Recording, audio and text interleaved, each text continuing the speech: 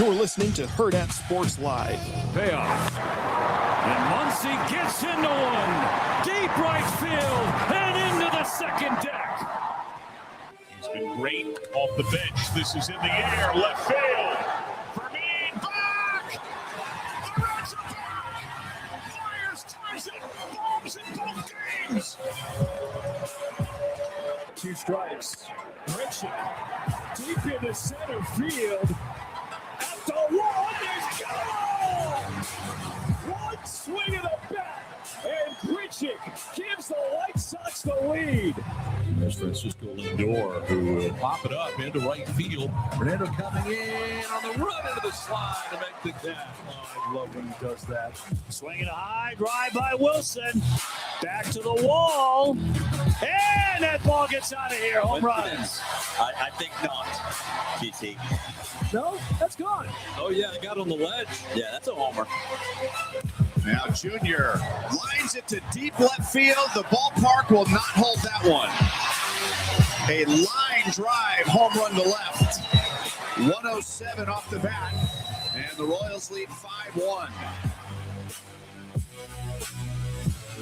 Good morning. Welcome in Hurrdat Sports Live, presented by Next Gen Mail Medical. That's Austin. I'm Ravi here at Hurrdat Sports HQ. What's up, Austin? How we doing? What's going on? What's up, I'll tell you this right now. Mother Nature's got to get her act together. I almost called you Sawston. Sawston. That's actually a good nickname. I have a friend who What's up, Sawston? He calls me Stan because the last part of my name is Stin.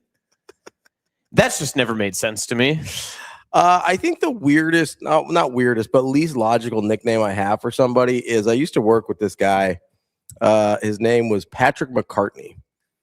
Shout out Patrick if you're listening. And so I turned into Patty Mac for some reason. And somehow Patty Mac turned into Pepper Jack. Oh, that's a natural transition, though. And so I like that. Now I just call him Pepper Jack. Pepper Jack. Will it eventually go to Jack? No, I think No? this PJ? has been well over 10 years at this point. It's Pepper Jack. Yeah. Okay. I don't mind Pepper Jack. I think it's a great nickname, but his name is Patrick McCartney. Pepper Jack has nothing to do with his name. I have It's just sounded similar to Patty Mac to me. Yeah. Patty Mac, Pepper Jack. You know what I mean? Patty Mac does sound like a delicious burger, though. No, that's a Patty Melt. I know, but still, Patty Mac. Yeah. What is that? A patty melt with mac and cheese? Ooh, That's too much. Is it? I'm not Is for it? exquisite fancy sandwiches like that. Wow. Listen. As soon as we started putting mac and cheese on pizza, I started to digress about where our society was heading. I think that was a bad move. You're not a mac and cheese on pizza guy? No, God, no. Oh, I love a mac and cheese. That's the one. But again, you're a toppings guy. I'm a pizza guy. I am a top. You're a crust guy.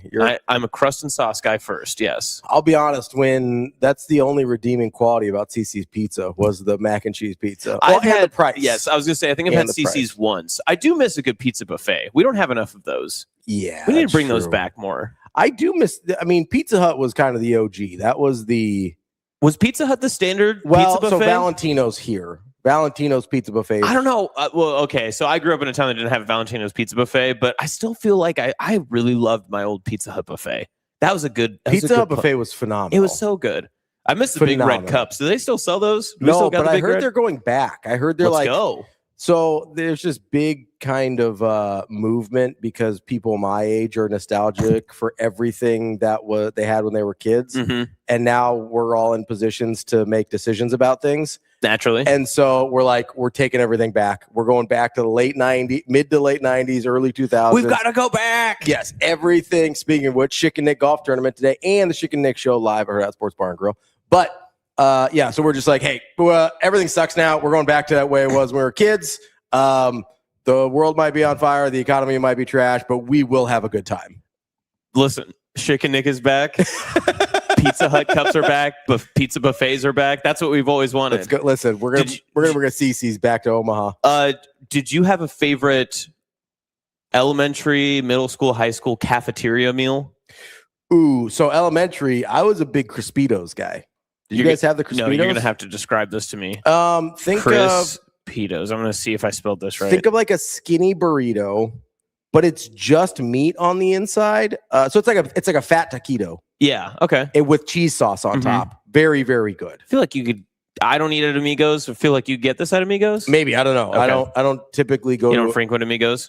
Every once in a while, usually on like when they have special menu items. Oh, okay. So do you go to the one on 132nd in Center? Yeah. Yeah, that's the closest one. That is the largest flag I've ever seen in my life. Enormous. Like, you can see that thing from miles. Yeah. What is away. Amigos like? What's the marketing budget on just like the flagpole? I think they spent the entire marketing budget on the flag. It's gigantic. They were like, listen, everybody within 3 miles will know there's an Amigos right here.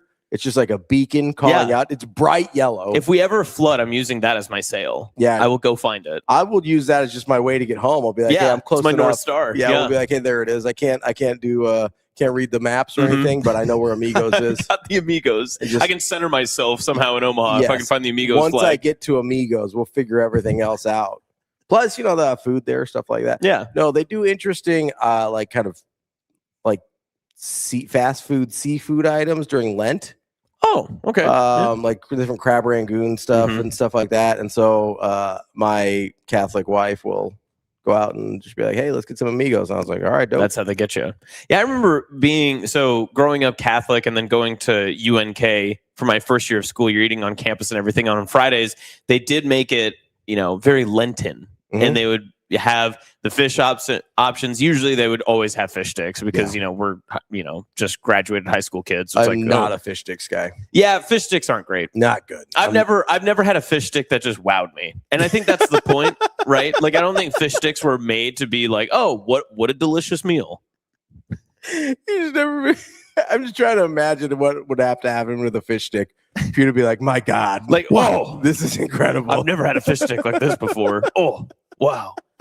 No, but the what was always great about Fridays at UNK in the cafeterias, they would have everything all lined up. They'd have your whatever fillets and the different fish options and the salad bars and stuff. And then they would have the most ridiculous, absolutely delicious, like gourmet option that you weren't supposed to touch. They'd be like, oh, today is our, whatever carnitas bar. It's like, why today? Why didn't we do this on Tuesday or Wednesday? Why is this on a Friday in the middle of March? That's not fair. Nobody can have it. Yep. See, sorry. Well, sorry, not nobody, bud. just me. Just the Catholics. Yeah. Sorry, bud. That's when my Catholicism started to wane. Oh, like, I really like this Friday taco bar is I really need some of those fajitas. Juan says eating at UNK on the weekends was ass. Oh, it was bad. Capital ASS. I used to take. I got smart the end of my freshman year, and I lined my backpack with a plastic sack or a trash bag, and I would just dump the cereal bar into my backpack, and I'd fill my backpack up with cereal from UNK. Shout out UNK. Just backpack full of cereal. Backpack full of cereal, and I'd walk out. And then when I would get back to the dorm, I had the plastic the tubs and bins, and I would just scoop them back in there, and it was a good time. Incredible. Yeah. Listen, I'm going to make my money back. UNK, I still owe, but I'm going to make my money back. Certainly are not going to make your money back. Not in cereal. You don't know that? You know how cheap cereal is? You really don't know how much cereal I was taking. Brandon, what's up, buddy? I saw you pop in. I was going to ask if you put milk in your backpack also, but then you finish your story. Yeah, I was not eating that thing straight up. No, I wasn't. I wasn't doing an eating challenge by any means. That's a whole different level of just debauchery. Yeah. Just eating like milk out of a backpack. Oh my God. That's an Iowa Western thing. People at Iowa Western did wild things. Iowa Western back in the news, by the way. Oh, that. Yeah. Great. As we've heard, Tikey Hayes no longer on the Nebraska football team. I'm sure we'll get to it. I'm sure we will. I'm sure it's going to be a huge factor in the season, and if Nebraska wins and all that other stuff, I'm sure it's a really big deal. Or maybe not at all. Who knows? Honestly, who's to say? I don't know. I'm one of the opinion that a guy that is there shows up that late in camp probably not going to be an impactful part of this season. Yeah, I think they liked his talent overall, but obviously didn't work out. And that's your Tikey Hayes talk. There you go. Timestamp this chat so that way when people are like freaking out at 9 a.m., they're like, "What are they talking about?" 7:09, 9 minutes in, we talked about Tikey Hayes. He doesn't play for Nebraska. Truthfully, anymore. What else are we supposed to say? And frankly, never did. Yeah, I mean, really, I get that he was on. Did we even know what number he was? 23, I have maybe. No idea. I don't know. Like, I no idea. Legitimately couldn't tell you. What was your favorite part of the Tikey Hayes era? When he committed. That was cool. You know, my least favorite part was when he got kicked off. There was no in between. There was very little in between. This was an Oreo thin. There was nothing. Nothing there. I mean, it was, I don't know. Obviously, I don't know what happened. I don't know what the situation was. There's a lot of rumors out there. I don't know if they're true. Obviously, just didn't seem like it was a good fit, which I don't think was when somebody comes that late in the process, it kind of seemed like it's like, hey, let's take a flyer, see what happens on a guy that we think is talented. It didn't work out. I don't know what else we're supposed to say. Well, the only thing that's going to frustrate me about this is that this is a complete nothing burger in terms of how the season's going to go, all that other stuff, right? Like, I don't think that there's going to be the lingering Tikey Hayes effect. I don't think when we get into October 31st and they're showing Memorial Stadium in a wide shot, they're going to be like, and on August 17th, Tikey Hayes was removed from the team. Like, I don't think that's ever going to get brought up. But this will somehow be tied to, and I've already seen it start, the Mekhi Nelson situation, which, again, like, we don't know anything that happened with the Tikey Hayes thing or whatever happened there, but Rule said it plainly on Saturday. He's like, there's nothing to this Mekhi Nelson thing anymore. Like, we did our background, we did what we needed to, we talked about it. Exonerated legally and by compliance. Like, there's nothing else there. And I liked how he said too, he's like, didn't need to be exonerated by the team. He was like, he's been on the team. He's still here, nothing changed. I think technically with anything title or anything compliance related, you have to be away until it's resolved. It got resolved. He's back. Like, there was nothing there. Like, and this is, I assume a different situation. I don't know any of the details. I don't want to traffic in the rumors that are going around about Tikey Hayes, but obviously this was a situation where they decided, hey, this isn't what's best for the team or what's best for him to be here anymore. Got to move on. And honestly, like, somebody asked in the chat yesterday when we were talking about, well, can Rule make the tough decisions about winning, stuff like that? I mean, obviously, like, guy gets here 3 weeks ago. I can't imagine there's a world in which Rule wanted to get rid of somebody. No, because again, optics. You don't want this to go around. And I mean, again, we're in fall camp season. We're not even into the stretch of the season. This is going to be a topic he's asked about on whenever his next media availability is. Is he out there today? I don't remember if it's him or somebody else. I think it's him first. Yeah. Juan says, I heard he was sneaking cereal from the cab, taking it to the big containers in his room. Nice job. Good job, Juan. That's actually the story I'm going to run with. Listen, you heard it here first. That's a great story. That's fantastic. Yeah. Like that. I think that's what I'm going to just like, hey, he was at the training table, could not lay off the Lucky Charms. He was just like in his backpack, just filling these things up. Like, no, I don't know, man. Like, what would be the cereal that would be the most concerning for you to see someone taking? I think mine would be like Special K. Like, if we're dominating Special K, the most concerning cereal. Yeah. Ooh. If you just had the regular unfrosted mini wheats. Oh, gross. Yeah. Oh, no way. But see, there's just no way that they're serving those on a college campus. Like, I can understand a nursing home, but like never with 18. You'd be surprised, Austin. I bet there's one kid who's like, I can't wait to wake up in the morning and eat these unfrosted mini wheats. That's insane. That kid should be locked up. Send him back to Iowa Western. Just straight to jail. You get out of here. Like, you can't be doing Actually, that would be that. Listen, if that's the story, I want to go with that story. That Tikey Hayes was taking a bunch of unfrosted shredded wheat into his dorm room, and people were like, "Whoa, this is kind of weird, buddy." Like, let's figure this out. This is not part of the team standard. We got several grape nuts in the chat. Oh, grape nuts is gross. Raisin Bran. Okay, no. Raisin Bran hate. We can't be doing that. What about just plain ass Wheaties? Those are pretty bad. I've never had Wheaties. I can't speak on that. So the frosted ones are pretty good, but like the plain ass Wheaties just turn into like paste with the milk. It's awful. See, I don't mind now. People that eat just straight bran, again, just old. Have you seen those like Kalshi? I think it's called Kalshi. It's not the betting app. They're just basically, I don't know. We used to call them sticks and twigs because it's just all fiber. But it's disgusting. Oh, yes, yeah, that's right. Like, I think it's called Kalshi cereal, right? Like, I'm not making that up. I think so. Anyway, I don't Is know. it Kelshi? Guys. Kelshi? What's up? Tikey Hayes was taking the raisins out of the Raisin Bran and putting the bran back in the thing. Okay, again, that's a good reason to get kicked off the team. That's good. I'd hope that would happen at UNK. I would hope that would happen at Nebraska Wesleyan. I'd hope Hastings College would do all that. Like, that's a legitimate reason to be like, leave the team. Just bran. Jay no Sox, raisin. grape nuts with half a pound of sugar is great. It's kashi. Kashi. I was close. Kashi. I literally, I mean, I had the spelling right. You're just, betting pilled is what the problem is. I told you what happened with Rafael Hurrdat over the weekend. You got hosed. That's so sad. That was brutal. That's very bad. You wouldn't have shown up to work on Monday. I would have been like, nah, dude, I'm rich now. I'm good. I mean, I would have showed up to work. I like working. You would have bought more lunch. I would have. I've been like, boys, double lunch. We have the meats. I was mad yesterday. My schedule did not allow me to go with you guys. That was very disappointing for me. I was more disappointed you guys went to Arby's without me. I was like, listen, I've already made my determination that if I get into a time machine, I'm going back to yesterday so I can go to Arby's with you guys. That's what I'm mad about. You gotta give me a heads up. Be like, hey, please just don't go to Arby's. Just don't go to Arby's. Yeah. Don't go to Arby's without me. I was, you know what I found out about Arby's yesterday though? Revolutionary. You can eat box? They do have the meat and 3-box combos. No, more important than that.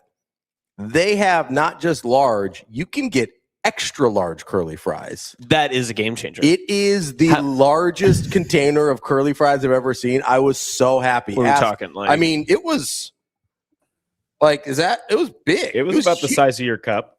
That's like, it was huge. Yeah, it was. It was a little, it wasn't quite, it was a bottom. Like, it didn't like balloon out here.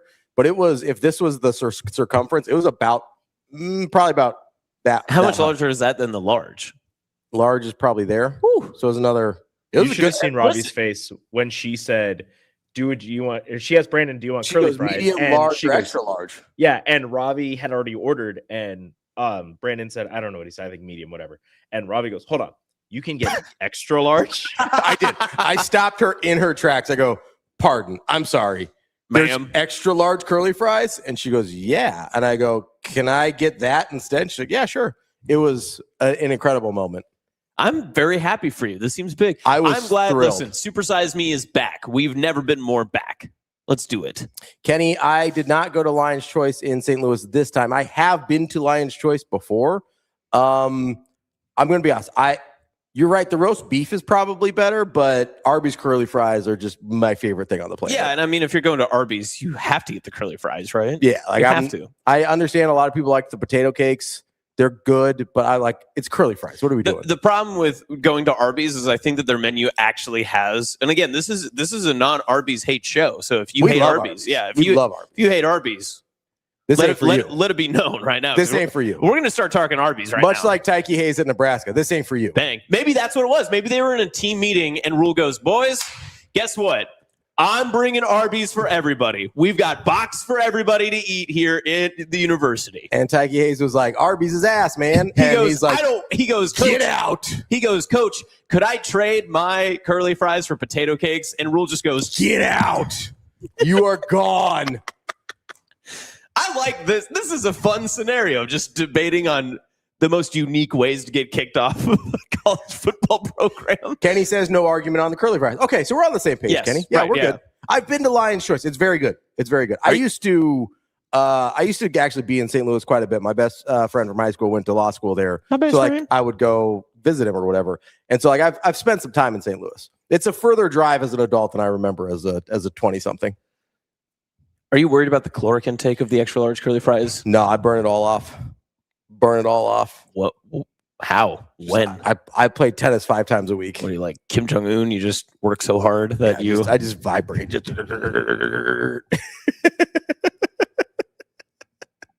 that's how you burn your calories, man, who am I to judge? It's your home. It's your home life. I play tennis like 5 times a week. I'm not worried about the plus. Honestly, that was like the only meal I ate yesterday.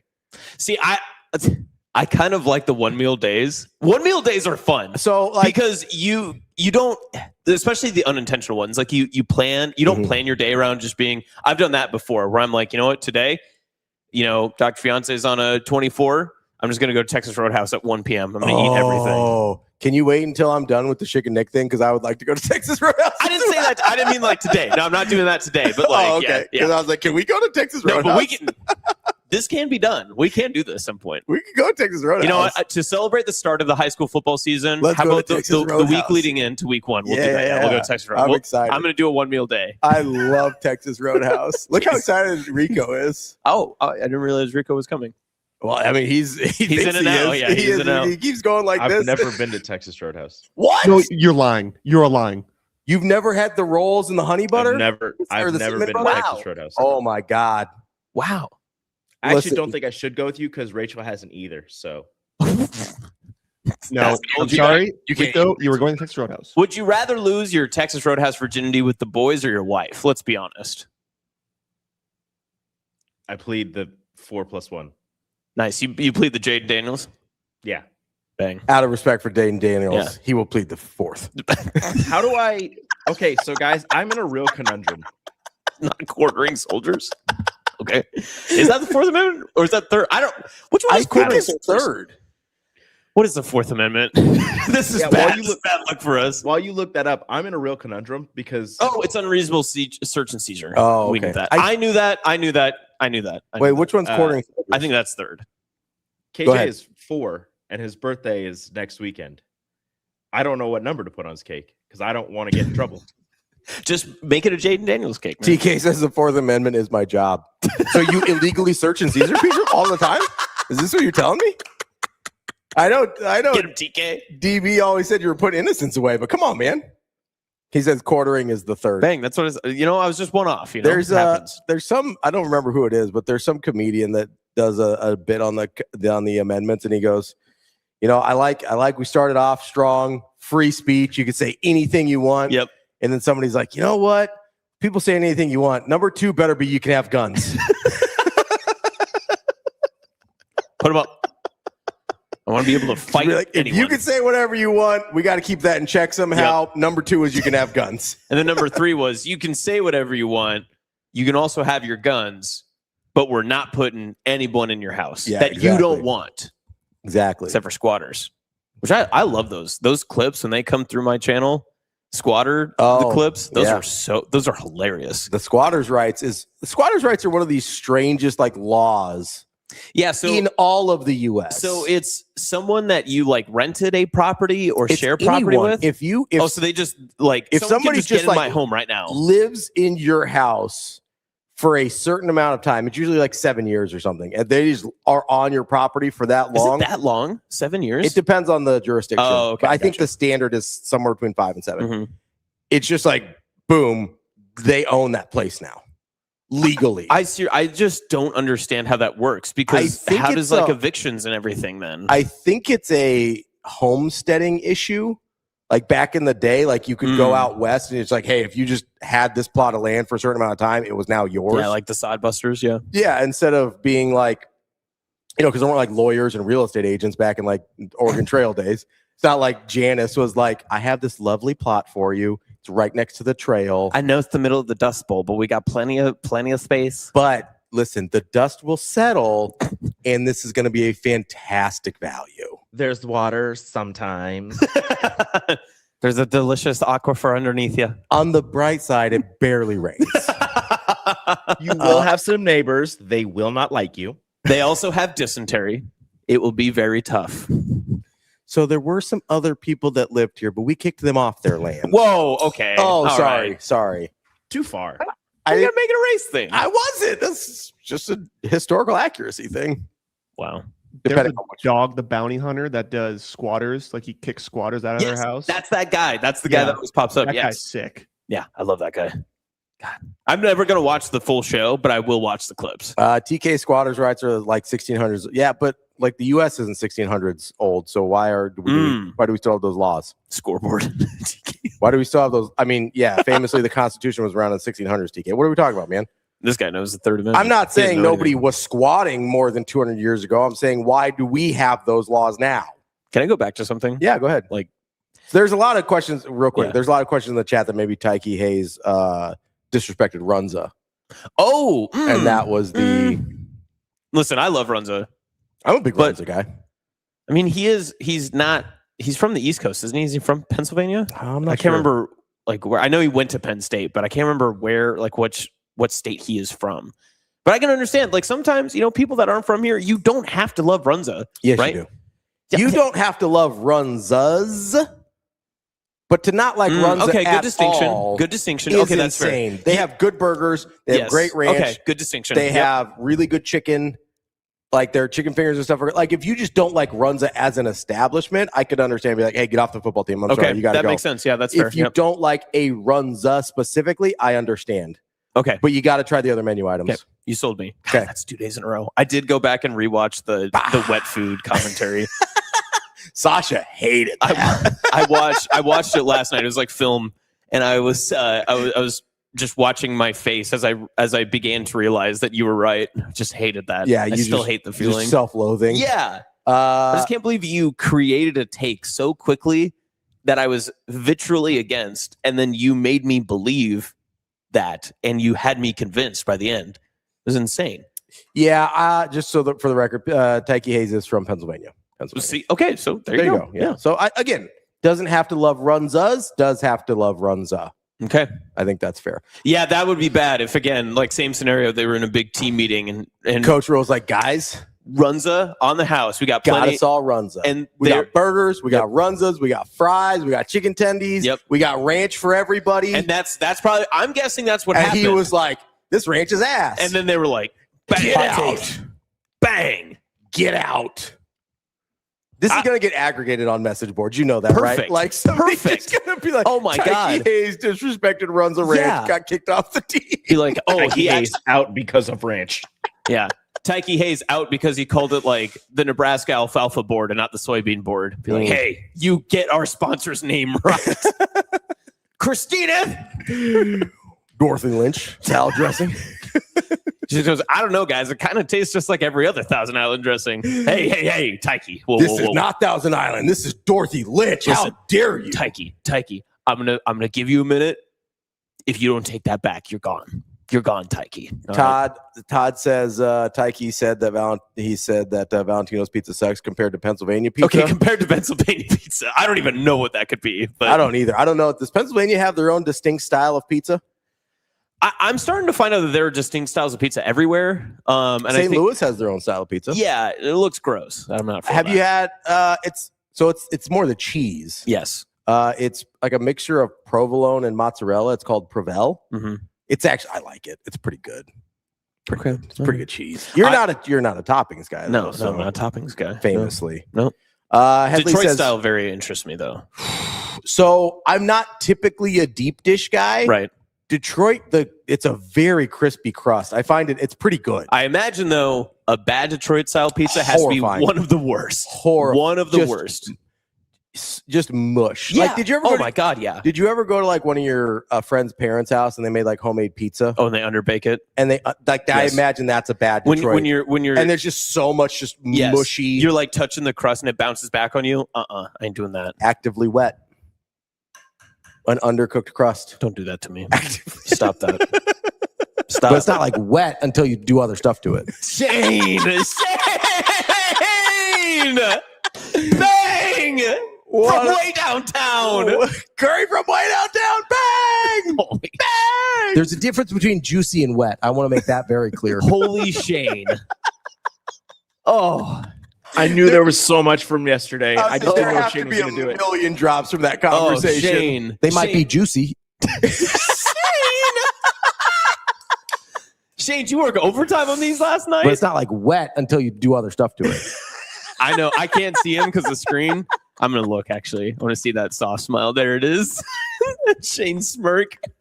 He used to hit me like when it was you guys and if Rico was out, I had to be running cameras and stuff. He would hit one of those and he's got his mouse. He would do this and he'd go. Hold on, I'll do it one more. Just he'd go. Zoom in on the camera. Is the best. We're not putting the camera back here. Yeah, we are, Shane. There's a difference between juicy and wet. I want to make that very clear. People want to see what drops you're about to play. It'll be the preview board. Guys, I want to make sure that I break some very important information here. Oh, God. I've been texting DB, and we're currently discussing whether or not Tupac is alive. So just want to make that clear. We're still on that. Wait, did DB kick Tikey off the team? Because he didn't believe Tupac was alive. He said, DB, you know Tupac's dead, right? They're just having this great conversation. They dap up and he goes, "Yeah, man, do like Pac, man." He goes, "Isn't he dead?" No, and he just goes like R.I.P. And DB's like, no, he's in Australia. And he's like, Tikey's like, whoa, man, he's been dead for like 30 years. Like, what are we talking about? And he's like, he's in Australia. And Tikey's like, brother, he's dead. And he's like, get out. I think that's might have been what happened.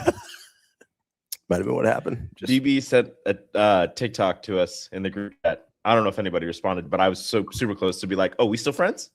No, don't do that. No, I want him to keep sending us TikToks. Listen, he's busy. All right, he's busy. He's got a lot going on. He's working long hours. His fall camp. He tweeted, "Give him a little break." He's measuring the cereal to make sure nobody's taking any. Yeah, he's got to. He knows there's some Austins around there, just like scooping that stuff into a backpack. He'd be like, "Yeah, Coach Roll, I don't know. I was measuring it, and we're like pounds off. Like we're missing a lot. The cornflakes are very, very, very light today." He's like, "Who's taking all this raisin bran? I didn't think anybody even liked this.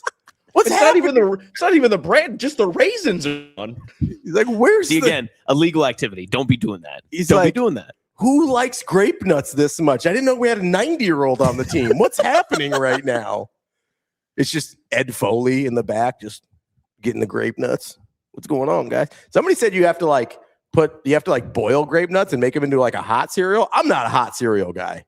I don't know about you. Hot cereal. I'm not, like oatmeal, like hot cereal, like that's not cereal. That's oatmeal. Technically, I believe that's hot cereal. It's in the hot cereal aile, though. I believe technically. Hold on. No, there's not a hot cereal aisle. Is there really a hot cereal aisle? Hot cereal. It says cereal category. Yeah, it says cereal, then it says hot cereal. Next time you go to the grocery store, look. But oatmeal is oatmeal. I don't think of it as hot. I'm saying, cereal. what is hot cereal? Here we go. Okay. A warm breakfast food. It's like porridge. All right. Well, I'm British. Common types include oatmeal, cream of wheat, and grits. Those are all hot cereals. Okay. I like grits. So I do too. I like cream of wheat too. I was a big cream of wheat guy growing up. Yeah. I know this is shocking when I go somewhere and if we do like a breakfast menu and they have grits, I'll order grits on the side. 100%. Yeah. And people look at you like you're just like a martyr. If they've got like a cheesy grits side, I'm getting that. Yeah. Cheesy grits are phenomenal. Listen, good grits are excellent. So good. But like average grits are still pretty grits. good. Yeah. Like I'm grits still good have for a pretty high floor. Are biscuits and gravy on that category for you? I think bad biscuits and gravy are bad. On the biscuit side, yes. I feel like most gravy you can't really mess That's up. not Sometimes you get really watery gravy, and I'm not. So doing you that. get that's wet. Really, yeah. Again, actively wet food, not good. Also, a lot of times people be out there not seasoning their gravy, and that's a problem. That's white people. That's us. I know that's that's on your people. That's on my like people. They will. Sometimes I have to go out of my way to get a chorizo gravy or something like that to make sure that my biscuits and gravy is actually seasoned. Yeah. Because they're not even putting black pepper in that thing. Yeah, like, what are we doing? It's like at this point, this is just Rico beige plate. And I don't need that in my life. It does look like gray slop. You know, if there's no seasoning. Give me some speckle in there. If biscuits and gravy, calm down now. If biscuits and gravy doesn't have seasoning, it's just gruel. Yeah. No. Oh God. Yeah, it is gruel. That's a great description. That's a good description. That is completely fair.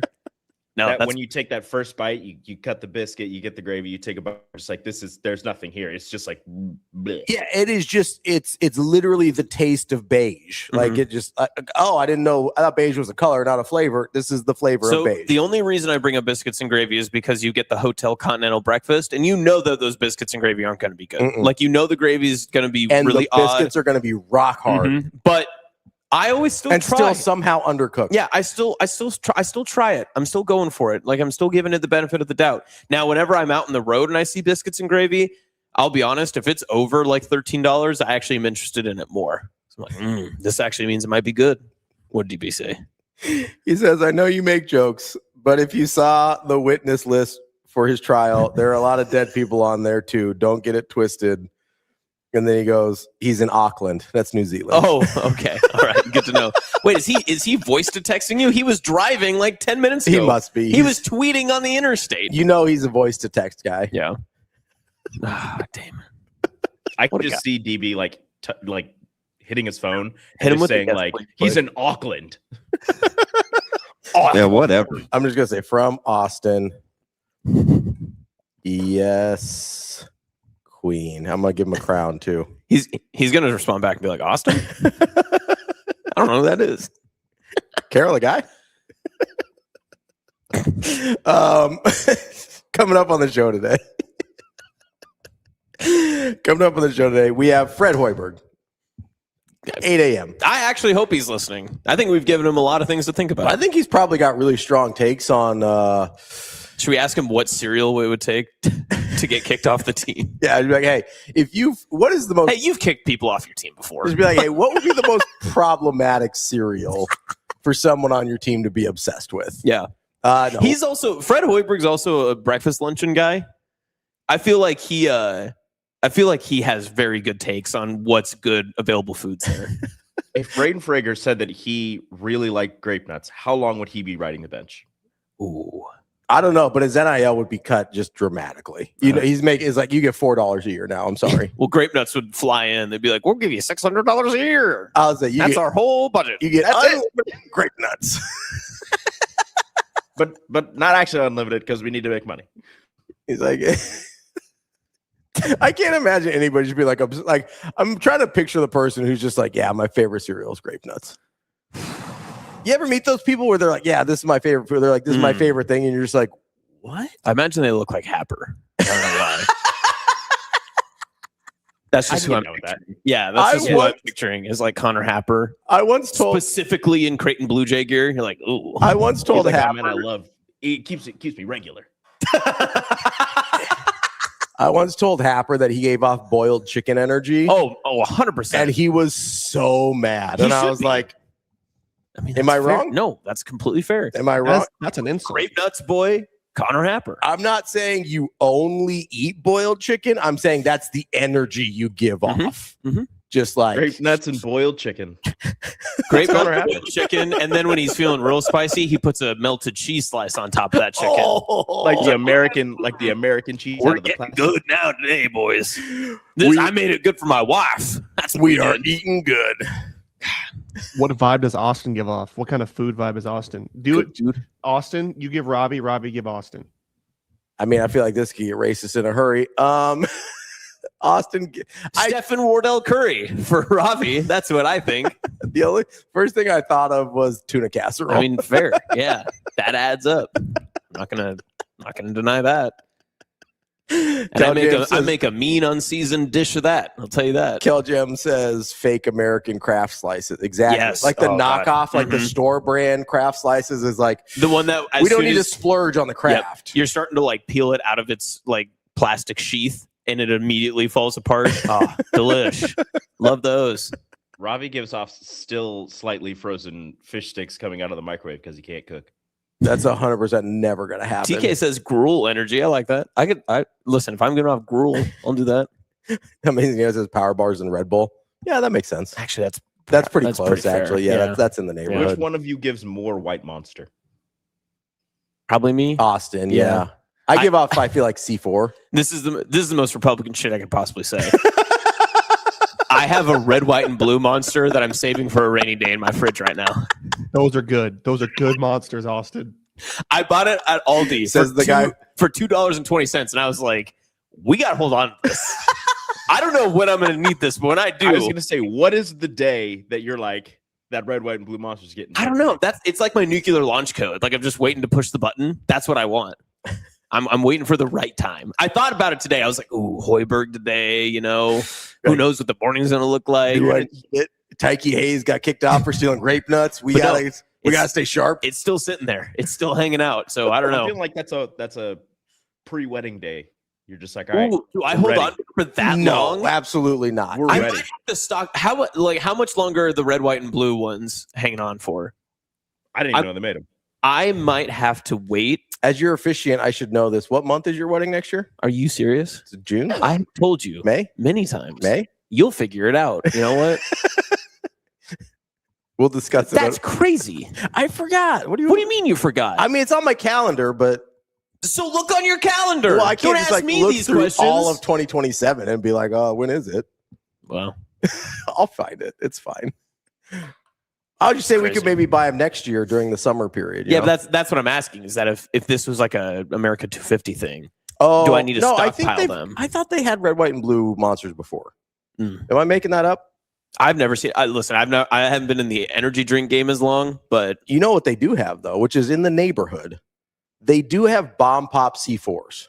I'm not a C4 guy. Sorry. Why don't you like C4s? It's just not for me. All right. Sorry, man. All right. Sorry, man. It's fine. Yeah. I just the orange ones are good. Listen, they taste very breakfasty. I stick to my Monster Energy You drink. sound really hurt right now. I am really hurt right now. My C4. But, sorry. By you me? not liking my C4s. Oh, how do you think I feel? You forgot my wedding date, and you're a very significant part of it. If you did not show up, we're having Grandpa Jake do it. Very different vibes. Very different. I got you, brother. No. Why? You're like 6th or 7th on the emergency contact. 6 or 7. What about me? Now, Very where am I at? Brandon, unfortunately, you are not on the emergency officiant list. I don't think that you're registered. You don't want Rev Rico? No, because I feel like this is some weird thing you're gonna just like make your whole personality. I don't need that on. Yeah, he is. I'm not. On Dr. Fionte's big day. You're gonna I would never. You put it on your mail list. You put it on your Ask for my mailing title. address. That's not your title. I am a reverend. Your title is Little Producer Boy. That's your title. All right. That's careful now.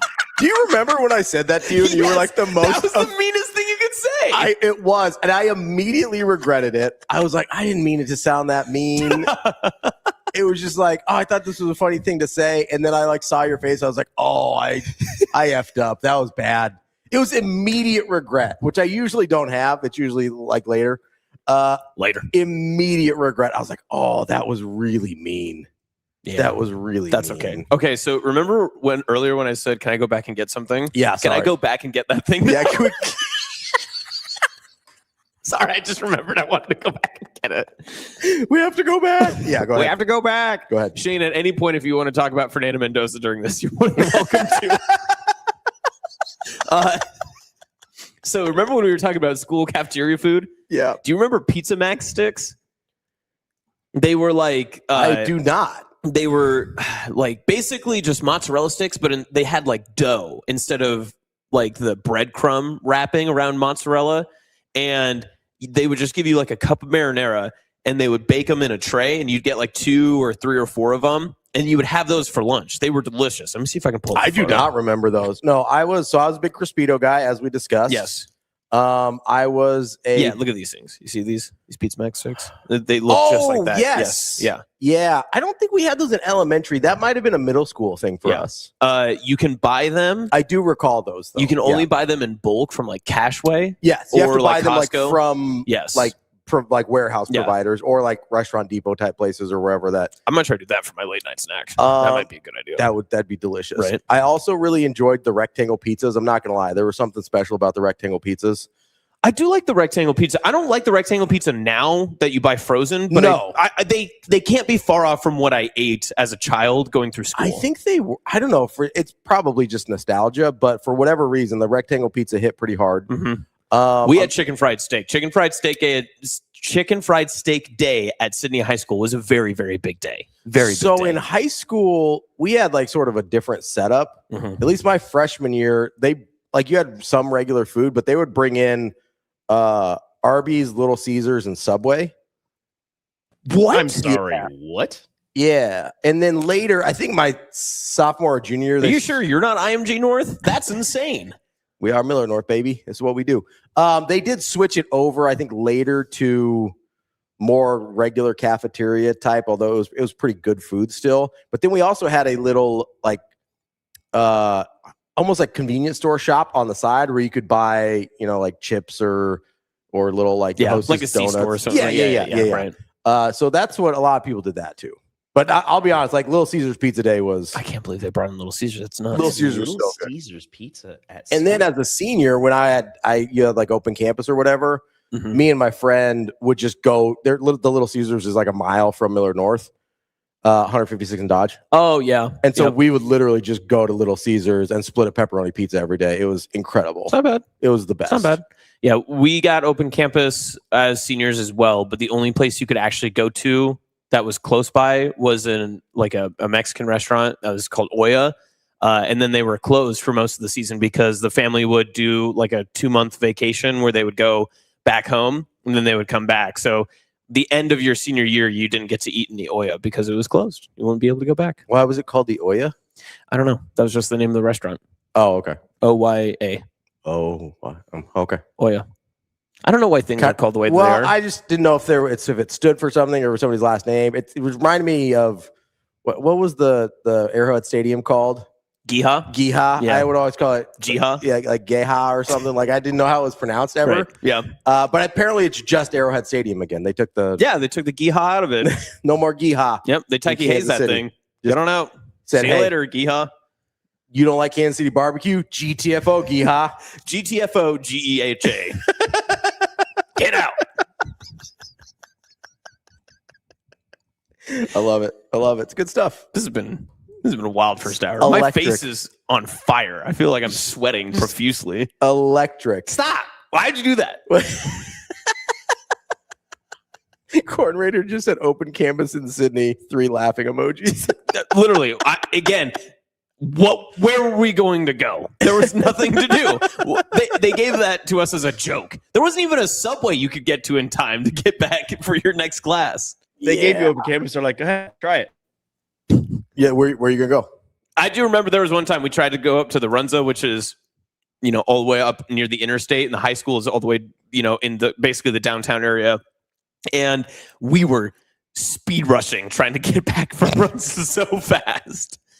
I always was confused by the people that would go too far for lunch. At Miller North, you have a lot of options pretty close. And like you'd have these you have to go to 100. You'd have to go to 132nd, or no, you'd have to go to Center or Dodge. Yes. Like there's nothing like but there's next to you. No, but there's a bunch of stuff within like a mile. Okay. Yeah. Like within a mile and a half, there's a bunch of stuff. If you could get out of your parking lot. Listen, don't worry about it. It's fine. It's trouble. Just got to know how to navigate. It's trouble. I get lost in there. Well, you see, you had to know the secrets. You had the jumping the curbs. 100%. No, you have exits on the what is it, Pacific side of things that you can get out that way. Yep. You just kind of sneak out. So especially if you park over there, like yes, it's a longer walk, but then you're just boom right out. Yeah. It's like those people that park in the back of like stadium parking lots. You're like, I'm just gonna get right out of here. You had to know the intricacies of getting in and out of Miller North. That's fair. The other part is because the lunch schedules were staggered, it wasn't like a big rush to get out for lunch. Okay. It wasn't like the morning and afternoon, like getting there and leaving. It was a much more like, a few people here, a few people there, not a big deal. Yeah. I know people. Oh, go ahead. We had people calling in their orders to Buffalo Wild Wings at Bellevue West for lunch. So then when their lunch hit, they would just drive over. Because Bellevue West, there's all those food places that are right there. So they're like across the street. Except a lot of options. That is one of the worst intersections in the entirety of the Bellevue and Omaha area. By far, I think one of the worst parking lots of the high schools. You have one way in and out. There's 3. And it is like a one. I mean, to get over there, there's not. Yeah, to go where you're saying yes, there's only the one access point. Yeah. And it's like a weird 3-way stop. And you're like, what's happening right now? Nobody knows when to go. Yeah, you're just stuck. Like, you, me, you. It's very bad. Yeah, it's terrible. Yeah. Genuinely awful. I'm trying to think of other high schools that have bad parking situations that I've been to. Usually, so I give Bellevue West some credit because they have like the big open parking space that you can just like park at. That place is always full though, no matter what I go to. If it's basketball, football, anything, like it's just constantly filled up. I'm trying to think like what other school. 402 Bone says, what were them octagonal? He says them, not me. Them octagonal Mexican pizzas called again. I think they were just called Mexican pizzas. I think they were just called Mexican pizzas, if I recall.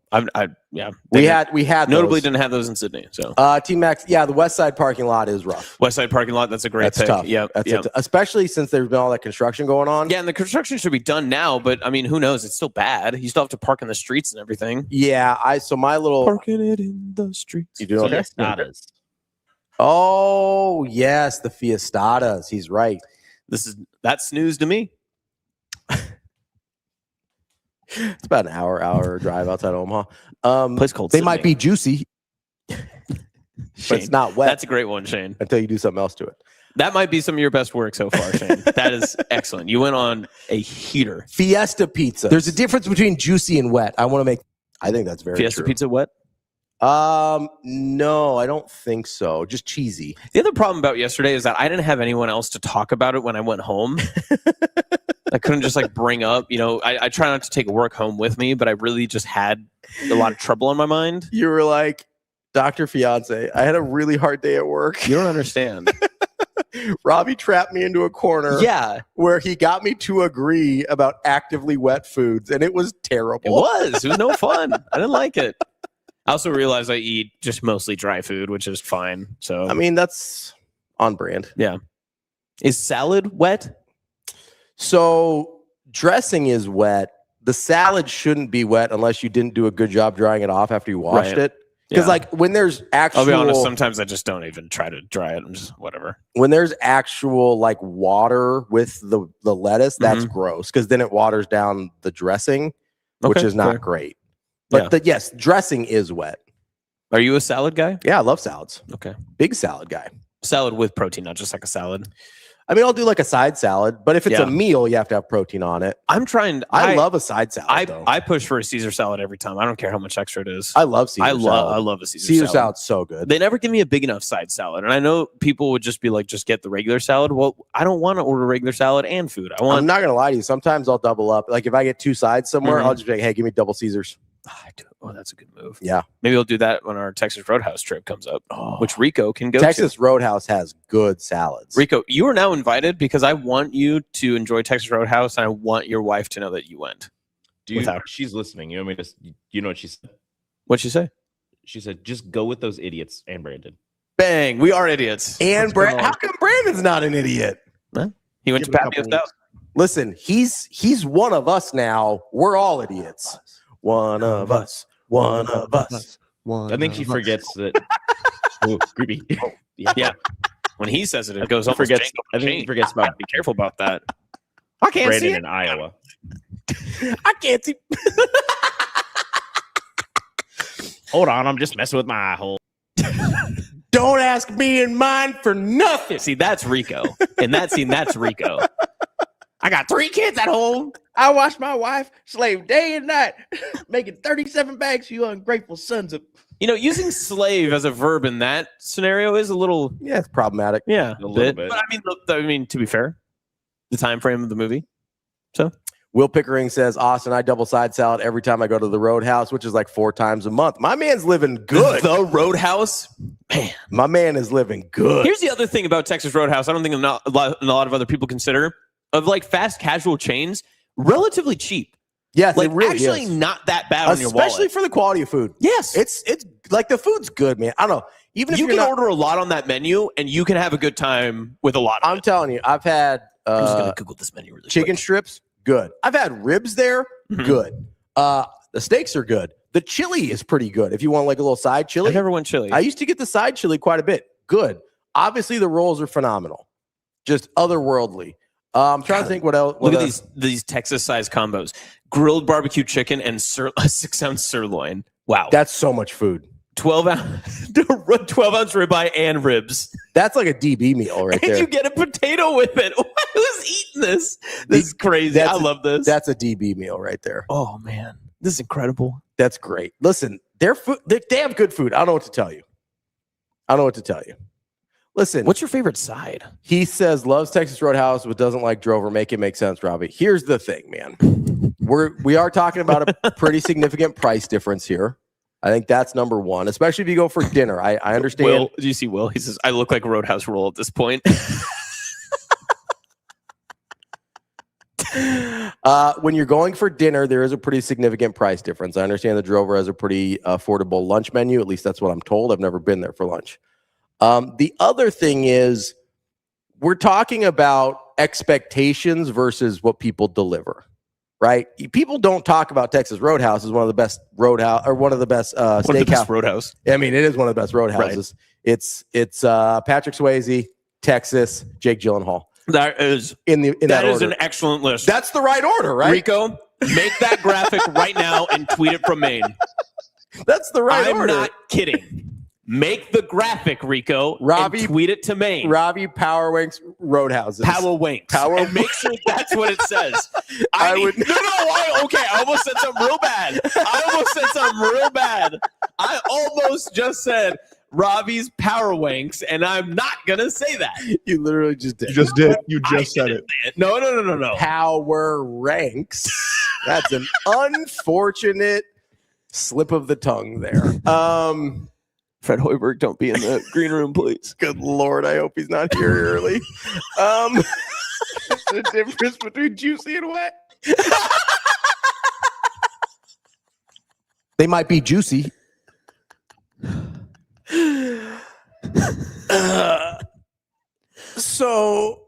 I'm sweating. We're not talking about Texas Roadhouse as one of the best steakhouses in the city, or one of the best restaurants overall in the city. So expectations of what you get at a place like the Drover versus the way we talk about it are very different.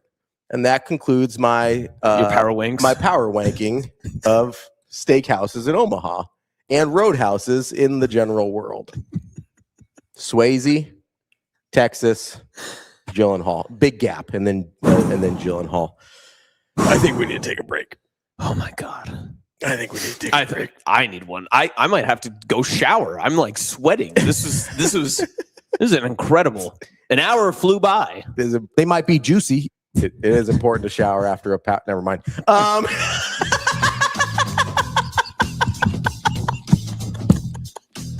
Whatever you gotta say, go say. That's Austin. I'm Robbie. We will be back with Fred Hoiberg, who just entered the studio. I hope that's all he heard. He's here for Team Jack. I'm sure this will be fine. That's Austin. I'm Robbie. It's Hurrdat Sports Live. My God, I hope this man has a sense of humor. We'll be right back with your head Nebraska men's basketball coach, Fred Hoiberg.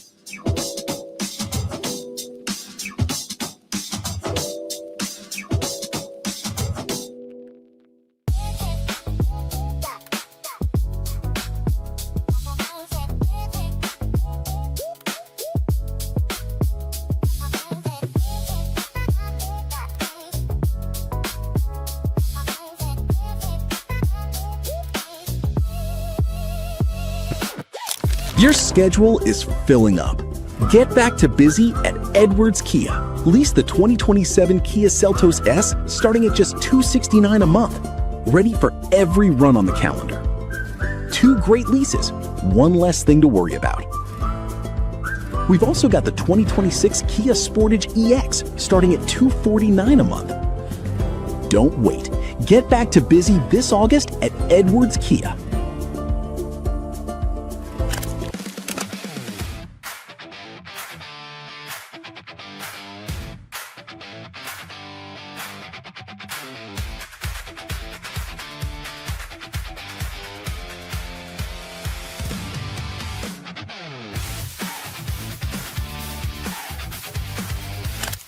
He doesn't look like a freshman to me. I mean, he was nervous in the spring because he just got here.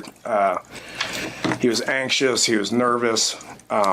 He settled in over the summer and just does not look like a freshman to me. I mean, he's 6'2", 210. He runs fast, has breakaway speed, has good ball skills, doing a solid job in protection. So, encouraged with where he's at. I mean, he's going to play, so we'll all see it here in a few weeks.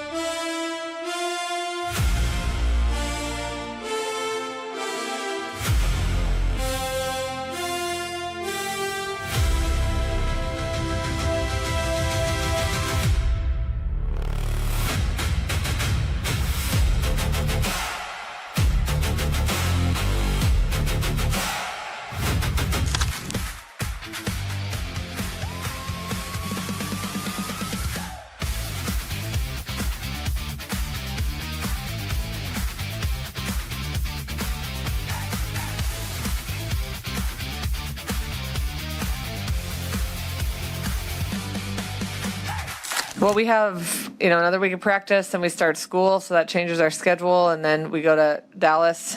And then we'll have a quick turnaround from Dallas to playing Texas. So we'll use those exhibition games to iron a few things out, and hopefully if we win, we'll get to play again. So hopefully we play 2 down there in Dallas, and that'll be a great tune-up before we have a game that really counts.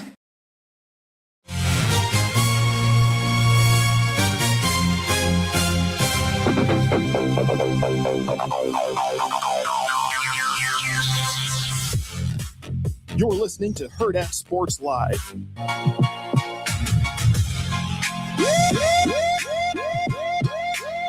Welcome back, Hurrdat Sports Live.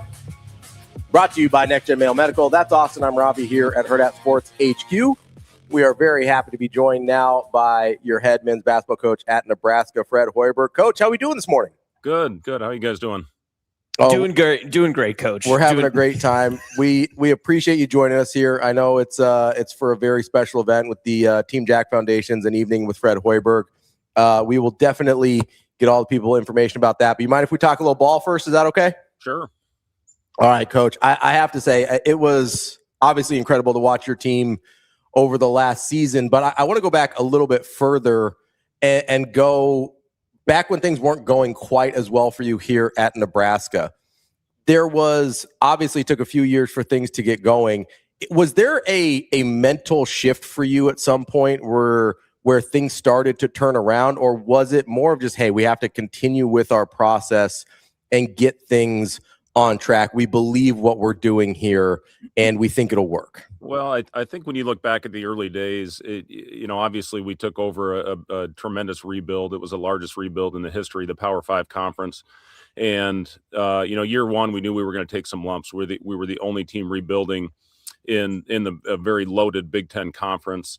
And year two, I like some of the pieces that we had put together. Unfortunately, it was COVID, and we got hit as hard as any team in the country. So those first 2 years, I think were very difficult to evaluate just based on different circumstances. Derek Walker was serving basically a half-season suspension from an incident that happened at Tennessee, and he comes back for one game, played great, and got COVID the next day, and then it spread throughout the whole team.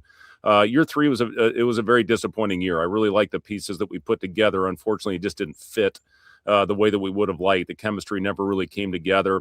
And then we started getting it going. And, the guys that I really give credit to that really helped flip the culture, Sam Griesel, I've talked a lot about him, coming home, just an unbelievable person, had a huge passion for the program, went to camps growing up as a kid. And the other one was Emmanuel Bandamel. Unfortunately, he got hurt in January that year in a game at Penn State. Jawan got hurt that same year, tore his shoulder. I think it was the same week. And then, it really kind of was the emergence of Sam and also Casey had a much larger role to finish that season, which led to the first NCAA tournament for our team. And, the start of 3 consecutive 20-win seasons. And then last year, certainly one of the most enjoyable seasons I've ever had in this business. That team was all about the right things, came to work every day. There was no agendas, very unselfish. And, just the type of group, not overly talented, but the pieces fit. And, as we continue on with this, I think one thing when you look back to when things really started to turn for us, getting the right guys in this program, getting guys that had a passion, getting unselfish players, hard playing guys that were going to lay it on the line every possession. And, that's led to a lot of fun basketball. So I really like the group we put together this year, very similar makeup to what we had the last couple seasons. And I'm excited to get going here again next Monday. Coach, I got to ask with last year's team, right? A lot of people would look at that roster from the outside and say, hey, we like some of the pieces here. We got Ring Mass coming back. There's some things to be excited about. Was there a point that you knew like, hey, this team actually has a chance to be much better than the sum of its parts, or what anybody thinks the sum of those parts are? It's a great question. I think when I saw some of our early preseason workouts, the ball was going on the hoop. We were a much better shooting team a year ago than we were the previous season. And you hit it on the head with Rink. When you get your trigger man back out there, a guy that can do so many things with the ball in his hands. He had led us in assists the previous season before he had the very invasive knee surgery. And, just getting guys that were team first guys. And, you look at Sam, you look at Kale, getting Jamarcus back in a Husker uniform. Burke was a big part of what we did a year ago, just as a glue guy. Cale Jacobsen really emerged for the previous season in the Crown Championship. That to me was the most beneficial part of the finish to that season, was how Cale played and really, established himself as a big time part of our rotation. So it just, you're right on, the sum of the parts was greater than the individual, but also, when I look at it, it was getting the right guys back here, and Rink was such an important part of that. If you put Rink with that previous year's group, that might have been the team, that made a similar run to what we did a year ago. And I'm so proud of the way that he handled and attacked his rehab. That could have ended his career. And, a lot of doctors said that if you get this procedure, there's a chance you may never play basketball again. And what he did, he's one of the most regimented, one of the most disciplined players that I've ever coached. And then when we had him back, I guess to answer your question on when did I think this team had something special, was really that BYU game. I like some of the things that we had done in the preseason, but when you go out there and Rink hit 7 threes in that game, I knew we had a chance to be a very good basketball team. Coach, as you mentioned, the past 3 seasons have been historic, have been magical, have been a lot of fun for Husker fans, and I'm sure for yourself as well. Is there a thread that you've noticed connects those 3 teams and the success that they had, and maybe how you enjoyed the process? And is there something that continues on through this offseason that you see connects back to those past 3? Yeah, I think just the way that those teams came together, and they were all built differently. When you look at what happened at that tournament team with Casey that year, with Josiah, with Rink, with all those guys, I think we were probably a little bit more offensive, an offensive group. Yeah, it's really when, I give Coach Lenzer a ton of credit. We were the 8th ranked defense in the country a year ago, of putting a system in place to really protect a lot of the players that had to be on the court. And then we've carried that over. And then last year was, as I said earlier, the most connected team that I've ever coached, and just the buy-in on everything we did. There was no resistance. No bite back as we were putting the system in, and really did a good job, I thought, of making sure the accountability was at a place, where those guys knew what was demanded of them every day. And then you had great leadership when you get Rink and you get Sam out there that set the standard every day. It makes it easier on the coaches, certainly, and then it just resonates through the rest of the team. So I really think the leadership that we've had in place these last few years, and it really started with Griesel and Bandamel on that team, with Jawan and with Derek Walker on that team as well. So, just again, built differently. But I think the common theme is it was a group of guys that were really connected and really enjoyed playing with each other. Coach, obviously with the way rosters are largely constructed now, with the transfer portal and guys moving around quite a bit, it seems like talent might be easier to find than a lot of those other things that you're talking about, whether it be leadership or connectivity. How do you identify that, or how do you try to identify that when you are bringing in a bunch of new guys into a team that had such great chemistry and connectiveness last year? Well, I think the first thing is, are they going to fit the culture? That's really what we're looking at right now when we go out and evaluate the players. Certainly they have to have a skill level and a size to be able to compete in the Big Ten, and an athleticism, but they have to fit in to what we're doing on a daily basis. And, we really try to build our culture up in the off season. We have weekly culture meetings. We have individual coaches meetings with the entire staff, sitting in a room with them and listening to what their team and individual goals are. And then there's an accountability if they're not holding up their end of the bargain. So, that's one thing we really try to identify early in the process, is do they fit, what we're trying to establish as far as a culture is concerned. And, I give our coaching staff a lot of credit. We've done a really good job of identifying those types of players, but they've also got the skill set and the talent to be able to compete at this level.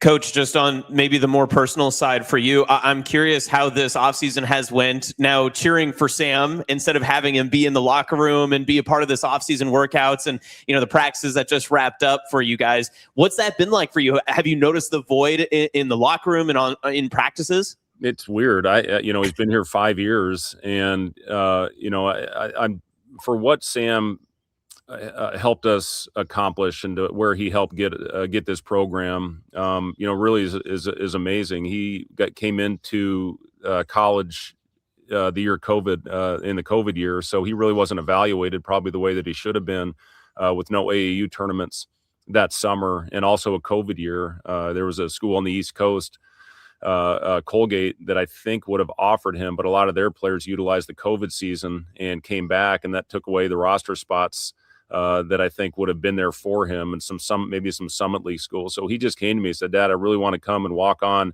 I promise you this, I'll make the other players better. I'm not sure if I'll ever play, but I know I'm going to improve my game and then see where it goes." And then when he got the opportunity, I'll never forget that conversation after Bandamel went down with the knee injury and Juwan had gotten hurt earlier. And then I just said, you need to be ready. You're a third point guard now. He came out and played the next game. We got it handed to us, but he played great. It was probably the best player on the floor. And then he went to Maryland the next game and scored 15 off the bench. And really, he's been, he'd been part of the rotation ever since. So yes, we miss Sam, not only for what he did on the court, but just for what he did as far as bringing the group together. He and Rink, I thought, were the keys in bringing our team together and establishing off-court chemistry, which I really think matters when you have a true, when you really like the guys sitting next to you in the locker room. I really think that stuff matters. So that off-court chemistry was very important, and Sam really helped us establish that.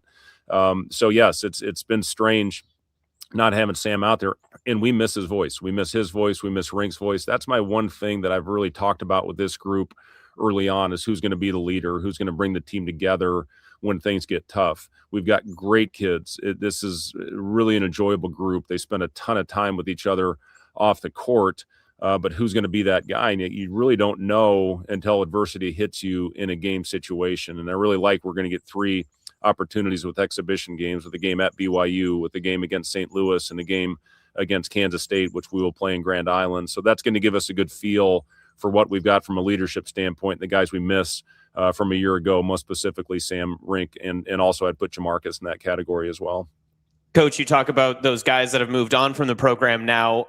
The expectations that are for the program are obviously going to get higher and higher the further that you get, deeper runs and such. But the expectation for leadership internally, how do you encourage that in that program, or is that something that you just see comes in naturally? Yeah, I think it just kind of naturally occurs, and honestly, I think it is an innate quality. You can talk to them about it. You can show videos to your team, but who's going to be the guy in difficulty? And anybody can lead when things are going well. There's no doubt about that. But who's going to be the guy when things get tough that's going to help get you through it? That, to me, is the ultimate sign of if you have a successful season or not, is how you handle adversity. And again, I know I talked about last year, but it's a great example of a team that never hung their heads. And, when things went tough, I used the Illinois game on the road early in our process a season ago. And, those guys, when Illinois was making a 14-0 run, they never hung their head. And then you end up making a big play to win the game at the end with Jamarcus's shot that Sam created for him. So, yes, you can do a lot of things, but again, you're not truly going to find out until you see it in a game situation. Coach, there's obviously been a lot of turnover on your roster over the course of the last season, but there's been a lot of turnover with basketball in the state in general. I know that you and Coach McDermott were pretty close. How strange is it going to be when you go and play Creighton and see a different face on the sideline? Yeah, he's, Greg's a very good friend of mine. He really is one of the big reasons I'm in this crazy business. It started with Dana, taking the Oregon job, and then Greg moves from Iowa State to Creighton, and then that opened up the position where Jamie Pollard, athletic director, took a chance on me and hired me and got my start. So we've always had that connection. And, I used to go watch practices when I was working in the front office with the Timberwolves. I would always go down and spend time with Greg and watch his teams. I've always been a huge fan of the way that he coaches. And, then the opportunity to coach Doug in the NBA with the Bulls for a couple seasons, and still keep in touch with Doug. My oldest son, Jack, who works for the San Antonio Spurs, was with Doug for a couple seasons down there as well. So, there's a lot of connections with Greg, and again, just the admiration I've had on his coaching journey and just the type of person that he is. So it is going to be a little strange with that. I think Alan Huss is a terrific coach, and they're going to continue to have a lot of great success in their program. But yeah, I wish Greg all the best. And I know he's playing a lot of golf right now and really enjoying himself.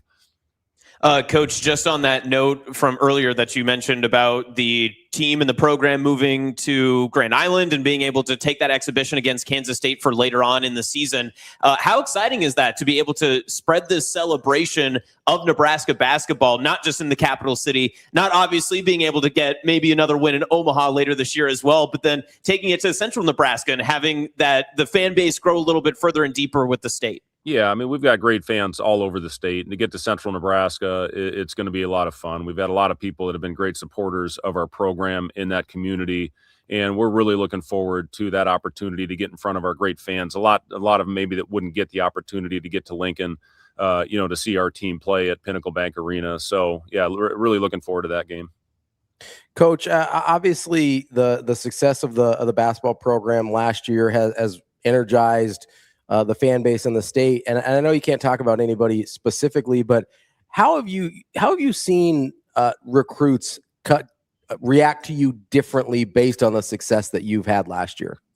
Oh, listen, the recruiting game is it's constantly evolving. I guess I'll put it that way. And it's just so much different than it was even a couple years ago with everything that we've got going right now with the revenue sharing and the NIL and the clearinghouse and all those different things. One thing that I do know, I'll take Sam Orm, for example, a player that we're really high on that we got from Belmont, and he really did his homework on the type of program that he wanted to be involved with. And a big part of that was he watched the success and the system that we had last year and really wanted to be a part of it. So he cut it down to 3 schools early, and, we got him on campus and feel very fortunate to have gotten him, a kid that's going to most likely have 3 years when the fifth year rule, that has recently passed. So, we're I guess that's, the type of kid, that does their homework where, there's some people in this business, all they're going to do is go for a paycheck.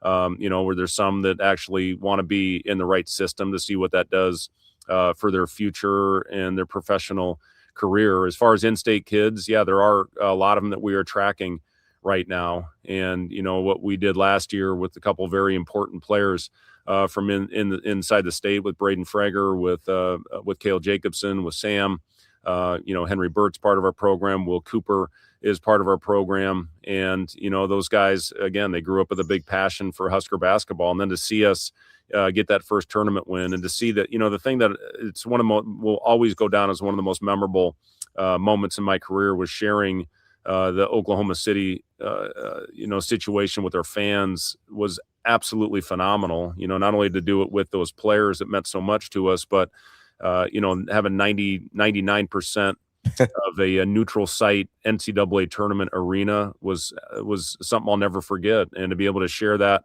moment, to get that first tournament win, was just such a special part. And again, something I'll never forget.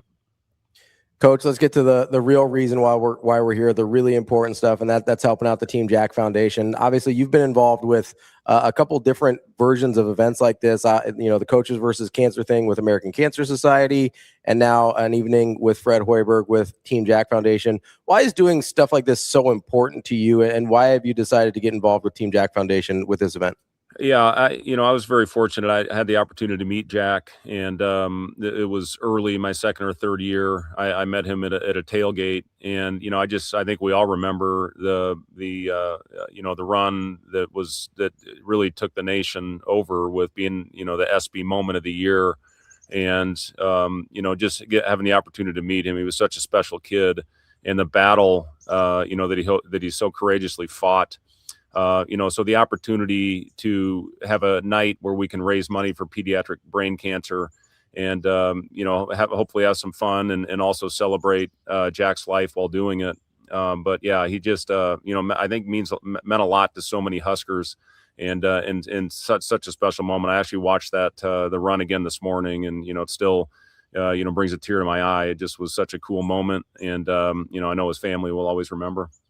Coach, I know that obviously you're trying to win basketball games and trying to make deep runs in March and things like that. But is there any part of you that while those things are happening are kind of aware of the impact that Nebraska in specifically has on people that are going through these types of things in their life, whether it's cancer or just personal struggles of any kind, and how important it is to kind of just have this little ray of sunshine or this little bit of hope that Nebraska athletics provides to the people of this state. Yeah, I think there's no doubt about it. I think sport can bring people together. And, I guess the example I have is going through my battle with heart disease. I was born with an abnormal aortic valve. I really didn't know anything about it, until after my 10th year in the NBA, which was my best season. And then I found out I had a life-threatening condition and I needed open heart surgery to correct it. And, so I know how important these types of events are, for me as the American Heart Association. And I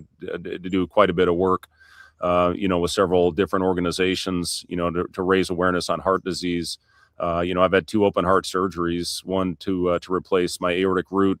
I developed a complication, which I'm now fully relying on a pacemaker, which is crazy to me that I can be as active and, still be as involved as I am in a sport that I love.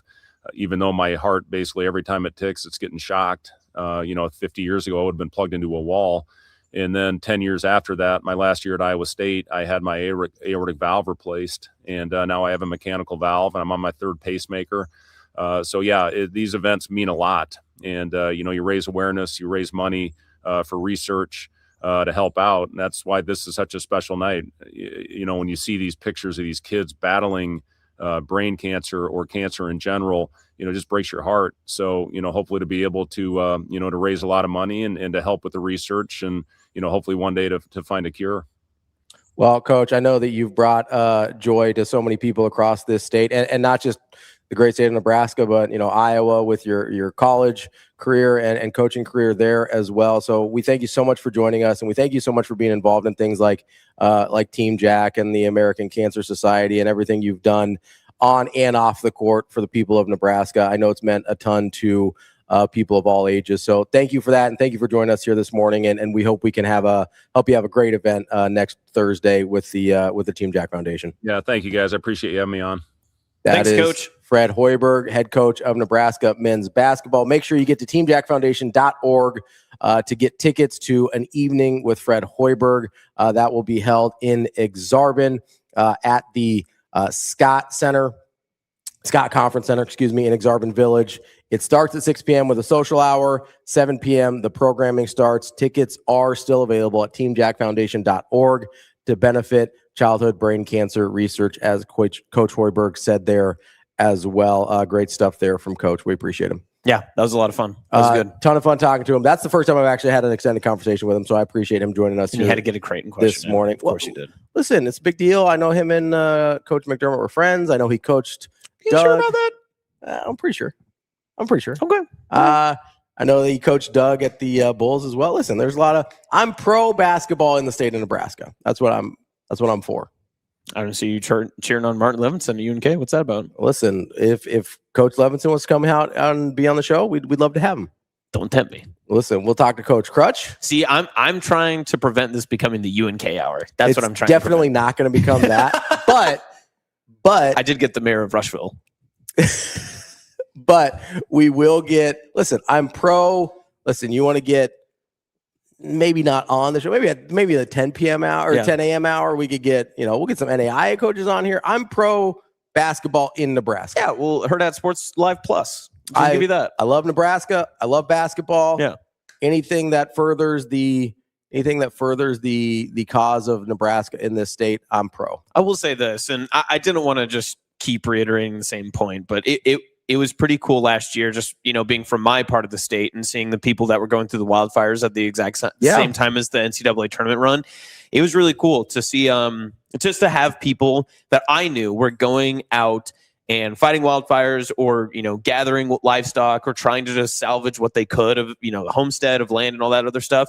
And they were going home and they were watching basketball games, you know, and it was something that they had never had that experience before too. Like I remember my not directly my grandpa, but people that lived in kind of that area and that land, he was saying that, these are people that don't really watch Nebraska basketball. Like, they cheer for the Huskers. Like if it's on, but this was appointment viewing, that it was important that people took the break from what they were doing and that this is kind of our moment together. And Vanderbilt game was one of those that, it's one that means more after that. I just appreciate everything that, the Team Jack Foundation in particular is a really great example of one of the things that I love about sports and about Nebraska sports in particular. And that's like Jack Hoffman's life was forever better because of Nebraska sports. Right. And I, I've told this story before, but as a kid, my life has been forever better because of Nebraska sports as well. And the impact that the athletes and coaches of the state choose to have on the people of this state, whether it was Brooke Behringer for me, whether it was Bo Pelini and that team for Jack Hoffman, and the work that the Team Jack Foundation continues to do with people like Coach Hoiberg. I know like Kenny Bell that works with us is a huge proponent. He's on the board of Team Jack as well. And just the impact that the coaches and athletes of the university and the state in general choose to have of the people that live here is so much more important than we think about sometimes when we're just watching a game and saying like, oh man, I can't believe they lost to Iowa, or well, I can't believe that shot from Vanderbilt almost went in. Just the impact that the sports have on the people of this state as people and the benefit that it brings to our lives. I know that we get caught up in like, oh man, I can't believe Nebraska football hasn't been better, or they lost to Minnesota, or, I'm a little bit discouraged going into this year, whatever it is. But when it comes down to it, whether it's Nebraska football or basketball or UNK or anybody else that plays sports in this state, just the general positive impact that Nebraskans feel from the sports in this state, I feel like is so much larger than any of the things that and listen, like I want to win as much as anybody.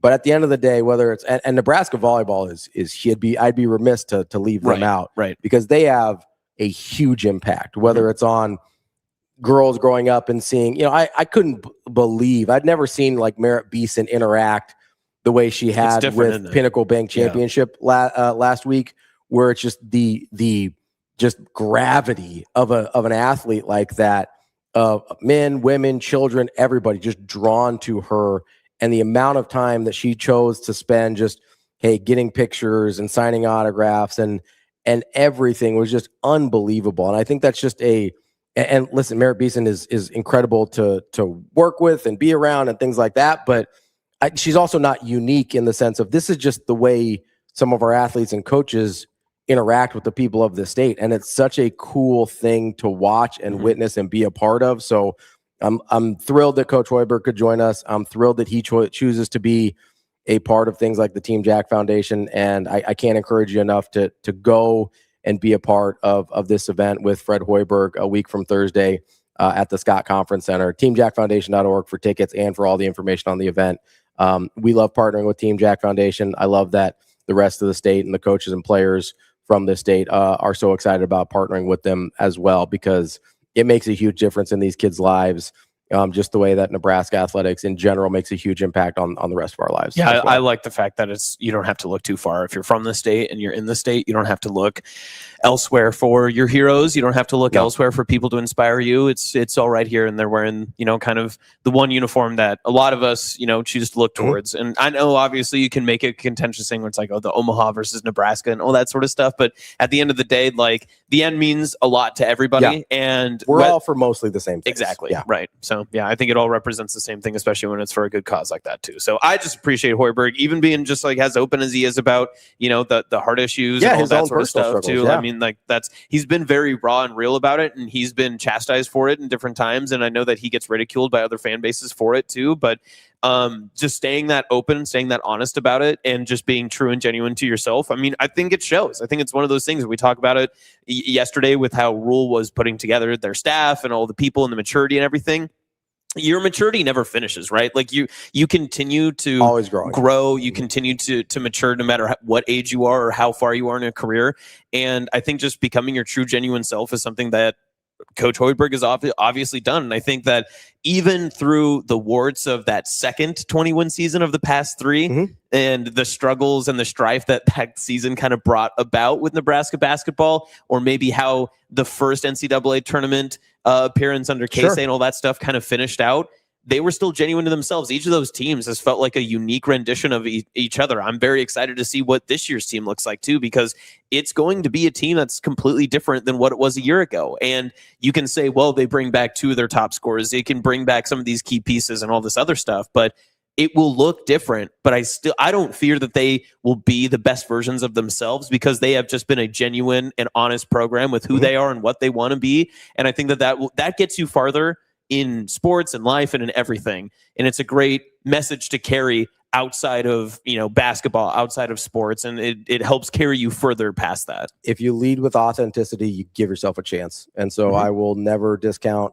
Fred Hoiberg. It's part of the reason. I know people don't always agree with me. It's part of the reason I won't discount Coach Rule and his staff. It was one of my favorite conversations we had with Jeep Wade when he was really honest about like, hey, like after COVID, like I was out of coaching for a year, and he just turned in. He's like, hey, that's when I kind of realized who I needed to be as a person.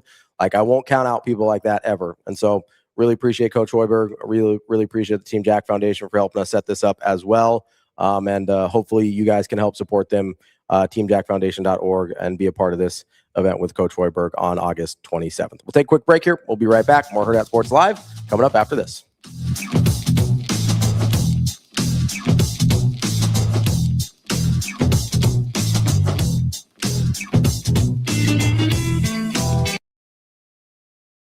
Yeah, I thought we played really well. I mean, we know it's really hard to kill balls in our gym, and especially when we've been practicing together for 7 months, everyone kind of knows each other's tendencies. So I think we knew no team was going to be hitting 300 today. And if they were, I think that's more of a problem than if a team's hitting what they were. So I think we're all really proud of just the strides we made, and we really put to use some things we've been working on in practice, and maybe it didn't go our way today, but we were going for it, and that's a great first step for us.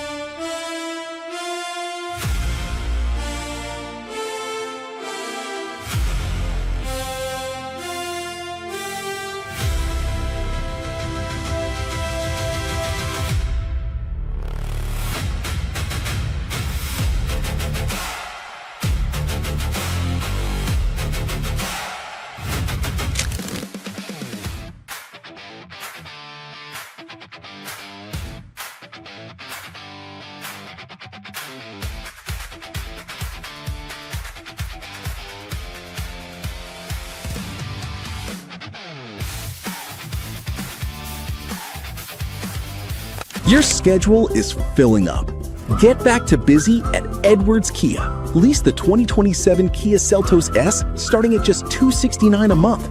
Ready for every run on the calendar. 2 great leases, 1 less thing to worry about. We've also got the 2026 Kia Sportage EX starting at $249 a month. Don't wait.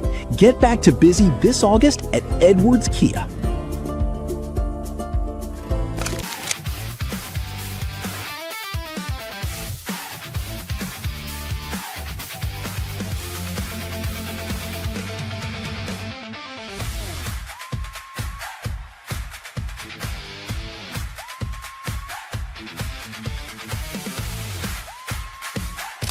Yeah, Tyson's in the mix to be on the bus, to be in the hotel, and then to be in the game. He's really powerful man with great balance, and he kind of knows. Part of that's taking that to pass rush and figuring out what's the best way for you to utilize your strengths and weaknesses. Jossier Whittington does a great job, telling guys to, be you, over there, be you, figure out who you are and do that. And he has unique balance and power. Just the fact that he had that injury in high school his senior year and continued to wrestle, I think speaks to his mental toughness, but he's got elite physical toughness and balance as well.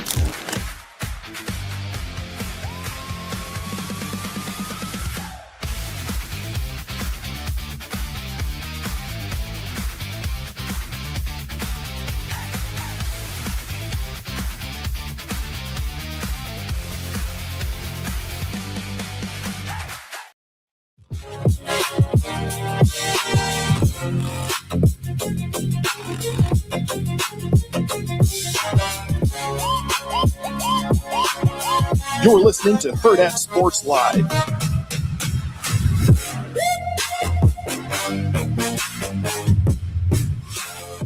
Welcome back, Hurrdat Sports Live. That's awesome. I'm Ravi here at Hurrdat Sports HQ. Want to thank Coach Hoiberg one more time for joining us. Really appreciate his time and really appreciate not just with us, but also with Team Jack Foundation and everything they do in the state here. Coming up later in the show, we believe we will have Arif Hasan from Wide Left Off. But listen, I just talked with him. Thank you, Shane. I appreciate that. I'm just saying, I think if you get a no-show, then you have a little leeway to just, give him a little hard time. It's That's okay. all right. That's all right. No, we love Arif Hasan. He's been with us several times, so I'm sure it was just a little mix-up yesterday. No big deal. Can I ask you a question before we get to Arif? And I know that that's obviously an hour from the show, but You can ask me whatever you want. I'm curious your thoughts on this. Every NFL show is having their own conversations about quarterback battles and all this other stuff that's like going on and whatnot, in the NFL. Do any of these quarterback battles matter? Like truly in the grand scheme of the season? No. They don't, right? Even so, you would argue the Minnesota one is the only one that probably does. That's the only one that has. But it's done. Like it's kind of wrapped up. That's the only one that has any. That's the only one that has any sort of teeth in terms of like this might actually be a good team. Because I think a lot of people thought last year, hey, if the Vikings had a quarterback that was even a little bit functional, then they're probably a playoff team, right? Or a team that could be a threat. I don't know if Kyler Murray's that guy or not. If he is, we'll find out this year. And if he's not, we will find out this year. Like, right, there's Kyler Murray is one of the probably more polarizing quarterbacks in the NFL. Because you can't make him a backup. You cannot have Kyler Murray on your roster and have him be your backup. Well, not even just that, but like he's a guy that no one can decide what he is. Yes. Like for this deep in his career, he's one of the few guys that you probably don't know what he is yet in terms of he always had some sort of production in Arizona, but he also had some really disappointing times that came with some, you could call them excuses or legitimate reasons, right? Coaching was never good down there. Roster was never very good down there. Call of Duty came out every November. You had video games that were always an issue. Like there was always weird conversations around Kyler. I'll give you that. Yes. So polarizing in that sense of like for as long as he's been in the league, I don't feel like we really know what he is. He's also sort of Arizona is sort of in the like they're in the dead space. Yes. Yeah, they're in this weird portion of the league that like nobody really watches them unless you're a diehard. But they also get plenty of run because the NFC West is always very good. San Francisco, you're going to they are going to appear multiple times on primetime television, whether it's Thursday night or they're going to get some key matchups that are late in the season, and it's the Rams making a playoff push or the 49ers aiming for one of the top seeds. It's one of those that becomes more important for them.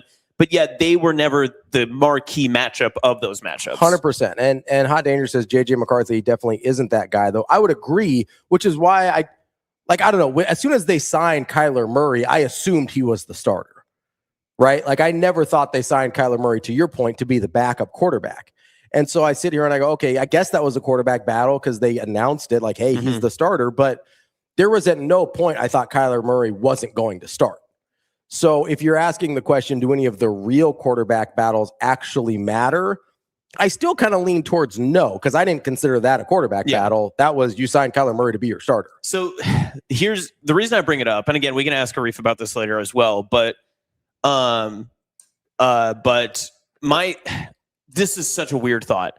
But if the Browns have a decent quarterback, does that make the AFC North like even more up for grabs? Their defense. So here's my thought. Work with me here. And I understand we're going to Cleveland Brown this thing. Their defense is still going to be pretty good. Now, no Myles Garrett, so I don't think that they're going to have as that's a pretty big deal. But they're not going to have as transformational, game-breaking plays. Although I do like Jared Verse a lot. I still think their defense is going to be very good. And in the AFC North, I think the Ravens are going to regress. I don't know where to put them. So that's a tough one because I just think that division is a lot closer than you think. And if you actually get decent quarterback play out of the Browns, I'm not saying that they're going to win the division, but they make things a lot murkier. I don't know if they aren't the complete. If you can't write them in as a cellar dweller right now in the AFC North, I think that it just makes that entire division much more interesting. If the Browns, they're certainly not a contender, though. But okay, so if the Browns go 3-3 in the division, does that not make the division more interesting? I mean, it makes it more interesting, but like because that's going to ruin someone's season. Do you think there's a chance? Do you think there's any version of the Browns that they make the playoffs? No. Okay, so that's kind of what I'm talking But about. that's not what I'm arguing. Like, yes, they can ruin some people's seasons for sure. I don't know that they have a quarterback on the roster that's capable of that. Like, I'll be clear. Like, we're saying if one of those quarterbacks, like if Deshaun Watson magically like sprinkles pixie dust and it returns back to 2018 or before he started getting weird about stuff and whatever, or before we knew he was weird about stuff. Like if he sprinkles and gets like prime Houston Deshaun Watson, then we're having a whole different conversation. If Shedeur Sanders decides like, hey, I'm actually good at football, then we're having a very different conversation. But I don't think either of those things are happening. Yeah. But let's pretend they do. I think we are past the window because we've had this discussion a bunch, not just you and I, but sort of globally about how good the Browns roster has been outside of quarterback. I think we've started kind of moving past that window, though. Like, I think 3 years ago, you could have made the argument, hey, if they figured out a quarterback, the Browns would actually be really good. Yeah. I think we've started aging out of that window of, hey, this is an elite roster with a terrible quarterback. Yes. I think it's maybe still a pretty good roster. I just don't know where that gets you because I don't think now. But yeah, I'm not suggesting that they're not going to be even above 500. But I think that the margins in that division are much closer than a lot of people I think want to admit. Here's what I'll say about the Ravens, though. To your point about them being a possible regression candidate. I said regressed. Immediate. Well, they regressed last year, so now it's either is this who they are now, or are they going to return to? You got to remember, Lamar was injured for most of last year. Also, but even before he was injured, he clearly had lost a step. Yes, like he wasn't taking off, he wasn't escaping even to throw the ball the way he was before, and that makes sense. He's been in the league for a decade now at this point, I think, or close to it. Like he is. Last year was the first time I go, oh, I don't think he's the same level of athlete at the quarterback position that he used to be. Now, he's still a good enough passer to be a really good quarterback, but you lose that extra thing that made him an MVP, right? Yes. So if that's the case, I think there is a point on the table that they are a regression candidate if he doesn't return to what he was 2 and 3 years ago. I also think there's at some point Derrick Henry is going to stop being Derrick Henry. Yeah, but and it wasn't last year. Yeah, everyone pointed it to being last year, but when it actually happens, we will all notice it because I think it'll be sudden and immediate. There's a little bit of a LeBron thing here. I guess it's not as long, but for running backs, we're getting pretty close. Where it's like, hey, he's got to stop being good eventually, and then just keeps being good. Yeah. If those two things happen, then yeah, absolutely, they're a huge regression candidate. We are talking about a first-year head coach here in Jesse Minter. That's what I'm saying. We have no idea what that means, what that looks like for them. That's a weird division. Like if you had a confidence meter on picking a division winner, that's probably one of your lowest ones, right? In terms of the entire NFL. Like if you're like, hey, I'm going to rank every single division. I feel confident about a team. Like I can say right now, this team could win this division. You'd probably say AFC North, NFC South as your lowest confidence meters, right? That's interesting because maybe you throw AFC South in there too, depending on. I'm not high on CJ Stroud, but so you mean in the sense of I just have no idea who's going to win that division. Yeah, because I look at like the NFC East and I go, let's do the exercise. So like NFC East, who do you think? NFC East, I think 3 teams could win that division. Okay, I mean, I think the Cowboys could win that division. I think the Cowboys or the Eagles can. I think the Giants are still a step away. I wouldn't be surprised the Giants make a playoff push. I don't think they can win the division. I don't think they can win the division either, especially like Jackson Dart is not going to make it through the season. Yeah. He got banged up again in the preseason. He threw a dot after that though. What did he say in his press conference though? He was like, yeah, it seems like every time I get hit, I end up in the blue tent. Yeah. That's not a great sign. Well, that's a Giants problem. That's not a Jackson Dart problem. It's not his fault that his running back missed an assignment. It didn't block a free rusher at him. I understand that, but like, how's he going to survive the season? Okay, that becomes a Jackson Dart problem. That's fair. Yeah. Okay.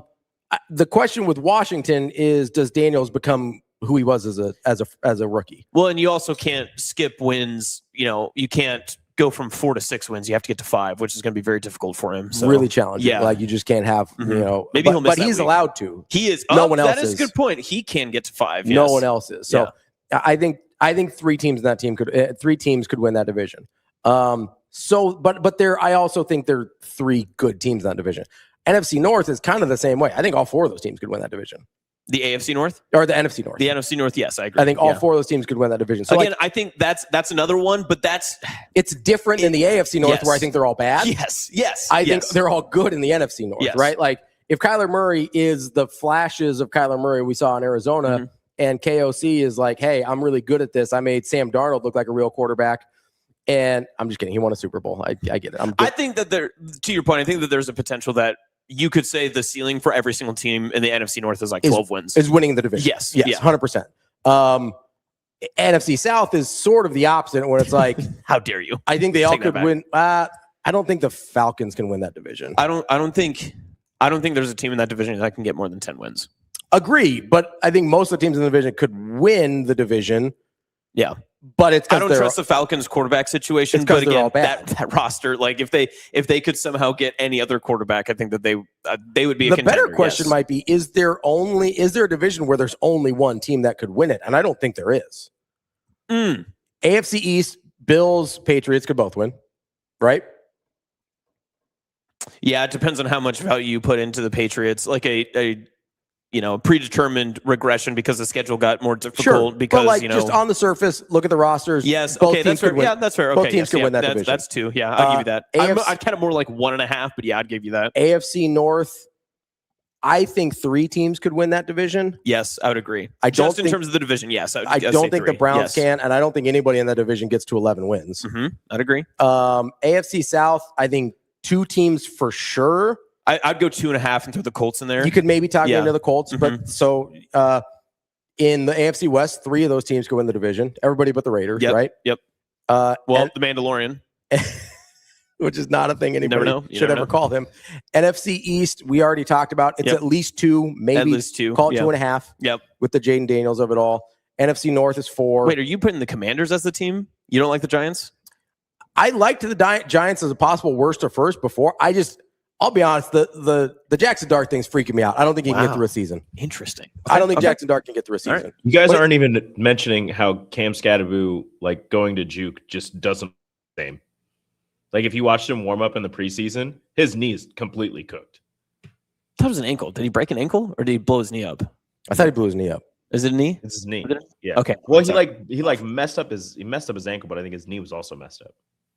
Either way, I don't buy but you could take 2 and then put the half with either other team. I don't care. Put a quarter on each team. I don't like 2.5 teams in the NFC East. NFC North is all 4. NFC South is 3 probably.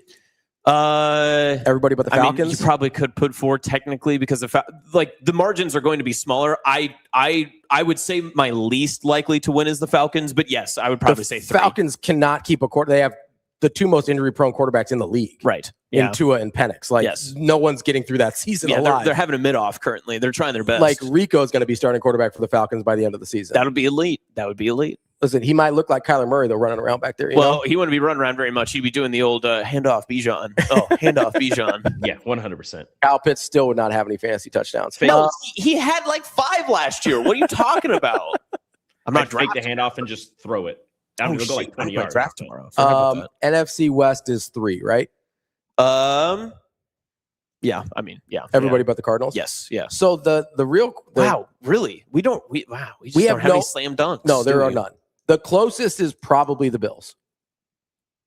I'm going to speak just as a collective. This is the first time in a long time we've had that thought, right? I don't know. Like, I think it's more common in the NFL, but there was like a stretch where it was in the AFC West where it was just going to be the Chiefs, right? I think we've had stretches in different divisions. This might be the first time where just no division. You're like, hey, that's the only team that can win that division. But it's been, I don't know, man. I think it's been pretty evenly spaced out for a while. Yeah. I just felt like there has been a bunch of times before that we've had, it's probably the Patriots of it all that I'm just remembering many years in a row it was just, and then the Chiefs in the West, because the West, everyone was trying to catch up to them for so long. But you have to remember the Patriots of it all ended like 7 or 8 years ago. Yeah, but then they just handed it back off to the Chiefs, and then we had that kind of running for a good amount of time too. So correct. Yeah. I don't know, man. I don't know. That is interesting. It's wide open for almost everybody. AFC East might be the least though, because the Jets and Dolphins are definitely just cooked. Which team just in general, and this is probably, you would probably say this, maybe it's not your Super Bowl pick, but who do you think is your most confident? Just like, hey, they're going to be good? No, division winner. Oh, I actually think it's the Rams. I think it's out of the Rams. West. Yeah, I think it's the Rams. The Myles Garrett thing over there is freaking me out. That does make sense too. I just have a very sneaking suspicion that we're going to get into October and they are just going to be riddled with injuries. I do not like their week 1 trip. I don't like their plans. I feel like that's it. Listen, to me, it's either them or the Bills. I think those are the only two even options in terms as division winners. As like, yeah, if you're talking about heavy favorites, I don't know what the Vegas odds are. Yeah, that would be interesting. You talk for a second. I'm going to look. I don't know. I'm glad that this all started with the AFC North because I don't know. The NFL is very fun right now because we've got just a lot of open conversation going. You got a lot of different decisions that you can make too. So on the AFC East, Bills are only minus 136, but that's a lower number. That is who's going to catch the ball in Buffalo? That's the biggest favorite, though. Minus 136. DJ Moore, Panther legend. Come on now. Minus 136 is the biggest favorite. The Rams, there's only 1, 2, 3 minus money teams. Do you know who they are besides the Rams and the Bills? How many more are there? Just one more. Just one more. To win the division. This, I think, is going to surprise you. Texans? It is the Ravens. Oh, that does surprise me. But that's because I might just be a Baltimore hater. That might just be me. Like I called for Harbaugh to get fired like 2 years ago. I just didn't think that they were going to be able to, like, they were continually banging their head against a wall that they never passed. Yeah. And that's how the NFL works. We've seen it many times before that once you get to a certain point, Buffalo just did it with McDermott, that if you don't get past a certain point, it doesn't matter what you had done before, you're going to have to change something. Mm-hmm. You can change your roster, you can change quarterbacks, you can do all this other stuff. But if you don't get to that point, then you got to change something. And eventually the Ravens just decided, well, it's got to be the head coach. And that's what they went with. I think that the Ravens, I just don't know what to make of them. Nothing is a certainty for them. And I can't rely on what we've seen in the past because of the age of Derrick Henry, because of the injury for Lamar. And age. I mean, he's getting... And age you could throw in there too. I don't know what to make of their defense. I don't know what to make of some of the changes that they had made. I think that there's just a lot of questions there. And I think we're assuming a lot when it comes to the AFC North, especially of, okay, well, these teams are just going to be good. Joe Burrow's going to get sacked 60 times this year. You know, like there's going to be a lot of issues. We're going to have to start to have a strange conversation about Joe Burrow, considering how much I like him. I need him to go somewhere else. Like, I need him to find it. I'm kind of with you. I need, like, he's sort of in, for like guys that I really like, that I hate their situations, like he's kind of starting to get into like Steph Curry territory for me. Like, I need something else to happen there. Well, and listen, the Bengals have done this before. I mean, Carson Palmer has already, you know, he literally retired to get away from Cincinnati. He literally, like, I got to get out of here. He ejected himself from the he the pulled Bengals the ripcord. He's like, we are not doing this anymore. The real question will be is if that becomes a reality, who can afford Joe Burrow? Or if Burrow still makes himself that expensive or would rather just go because, you know, he's going to get the endorsements. He's going to do that sort of stuff. But also you want to make money where you can. Yeah, you know? I think so. Burrow signed the 5-year deal in September 2023. Mm-hmm.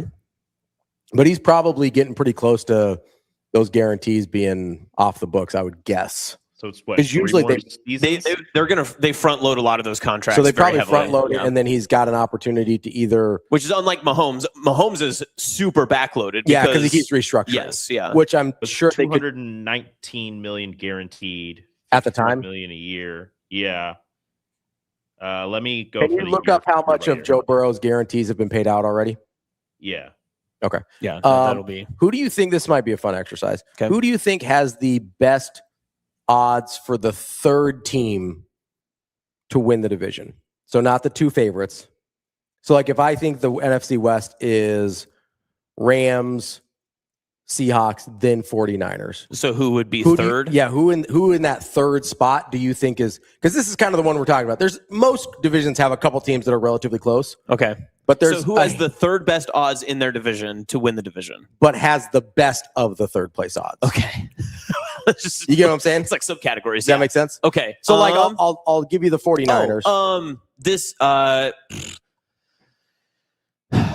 This is like Lions or Bears? NFC North? It is not the NFC North. Okay. That would have been my guess. The Bears are at plus 305, which is the same as the 49ers. You're going to hit me and say it's like the Panthers or something like that. The Panthers are plus 310. Bang. It's not great, but it's fine. Commanders are plus 475. Okay. The Steelers are plus 510. Sorry, DB. The Colts are plus 380. So that was our half that we gave. That made sense. Yep. The next best odds for the third place team, and they were actually very, very close to the first place team. Denver Broncos at plus 225. That makes sense. The AFC West was going to be my second guess. The spread on the AFC West is plus 160 for the Chiefs, plus 190 for the Chargers, and plus 225 for the Broncos. I'm surprised the Chargers and Broncos aren't flipped. You think so? I don't like the Broncos. I'm a notable Broncos hater, but that surprises me. Notable Broncos hater? I don't see Bo Nix hanging out with his girlfriend. Austin Jacobsen? I can't stand Colorado sports. Nothing about him. Colorado State sucks. Denver sucks. Avalanche sucks. Rockies Nikola Jokic sucks. Yeah, listen. I'm anti Colorado, man. I'm not doing it. You had me at the Broncos suck, but once you got to that Avalanche, then we're out. Avalanche sucks. We just got a producer booth of just confused people over there. We just got people who are just rooting for teams in different cities that are rivals of teams in their cities. It makes no sense. It makes no sense. Foxborough's not Boston. 146 and a half. You're right. The people of Boston look very different than the people of Foxborough. It's very true. You're right. 146 million of the 146.5 million of the guaranteed was at signing. So that's only like 73 left. Yeah, 18.3 guaranteed on the 5th league day of 2026. The full 27 is injury guaranteed at signing. Well, there you go. So there's not that much left on his contract. No. He's affordable. Yeah. Interesting. Somebody go get Joe Burrow. Save him. Save that man. That's my question is, in a perfect ideal world, this season wraps up, where can he go? He's going to be too expensive for the Texans, who would trade. They would send that in a heartbeat. They would move that in a heartbeat. He is the missing piece of what is a championship roster. Vikings. Can they afford it? Go to Minnesota. They put all their money in their receivers. You know what it is. They don't have any money. You know what it is. I solved it. Matthew Stafford retires after this year. He goes to Sean McVay. Sean McVay and Joe Burrow. They don't have any money. They magically just come up with more money. I don't know how it happens, but they're just like, Myles Garrett, not a problem. They're like a Willy Wonka. Stafford retires, he'll just when Stafford retires, he'll take their They just drafted Ty Simpson. They can trade. No, they'll do the same thing they did with Jared Goff. They'll trade Ty Simpson to the Bengals. I would hate to be a mid-20-something quarterback going to the Los Angeles Rams from then on. We'd be out. like, you're not going to play here. Sean McVay just looks at you first day and be like, you're going to play a great 3 years, and then I'm sending you somewhere cold. Don't worry, buddy. You're getting out of Cali. I'm holding on to you until somebody better. Get out of here. Listen, Joe Burrow, Los Angeles Rams, 2027. Don't say that. I hate it. Money has to matter at some point. The salary cap has to matter. Tell that to Steve Ballmer. All right, let's take a quick break. That's Austin. I'm Ravi. We will be right back. More Hurrdat Sports Live.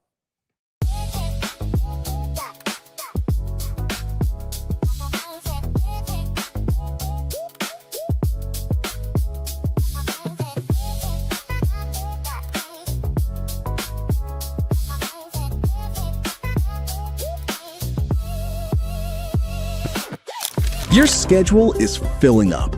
Get back to busy at Edwards Kia. Lease the 2027 Kia Seltos S starting at just $269 a month. Ready for every run on the calendar.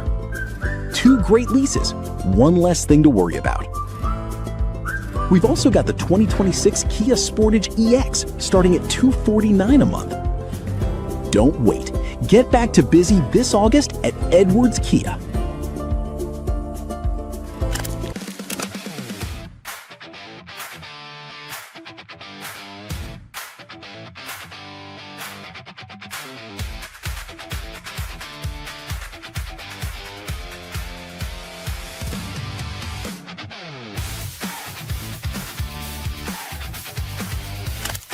He doesn't look like a freshman to me. I mean, he was nervous in the spring because he just got here. He was anxious. He was nervous. He settled in over the summer and just does not look like a freshman to me. I mean, he's 6'2", 210. He runs fast, has breakaway speed, has good ball skills, doing a solid job in protection. So, encouraged with where he's at. I mean, he's going to play, so we'll all see it here in a few weeks.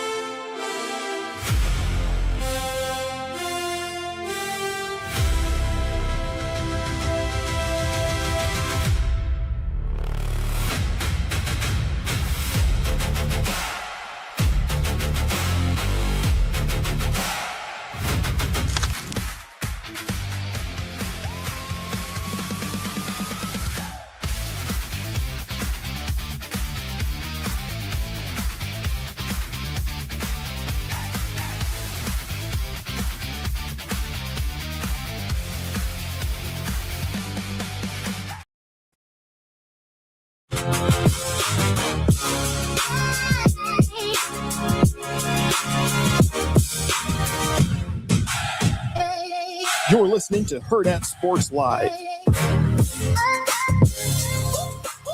Welcome back, Hurrdat Sports Live. That's Austin. I'm Ravi here at Hurrdat Sports HQ. We are joined now by Arif Hasan from Wide Left Football. Arif, how are we doing this morning? Good. I'm good. How are you? Oh, we're doing pretty good. We're talking a little NFL, getting into division winners and quarterbacks. If you had to continue our conversation, if you heard the last end of it there, if you had to pick a dream destination to get Joe Burrow the hell out of Cincinnati, where are you putting him? Where are you sending him?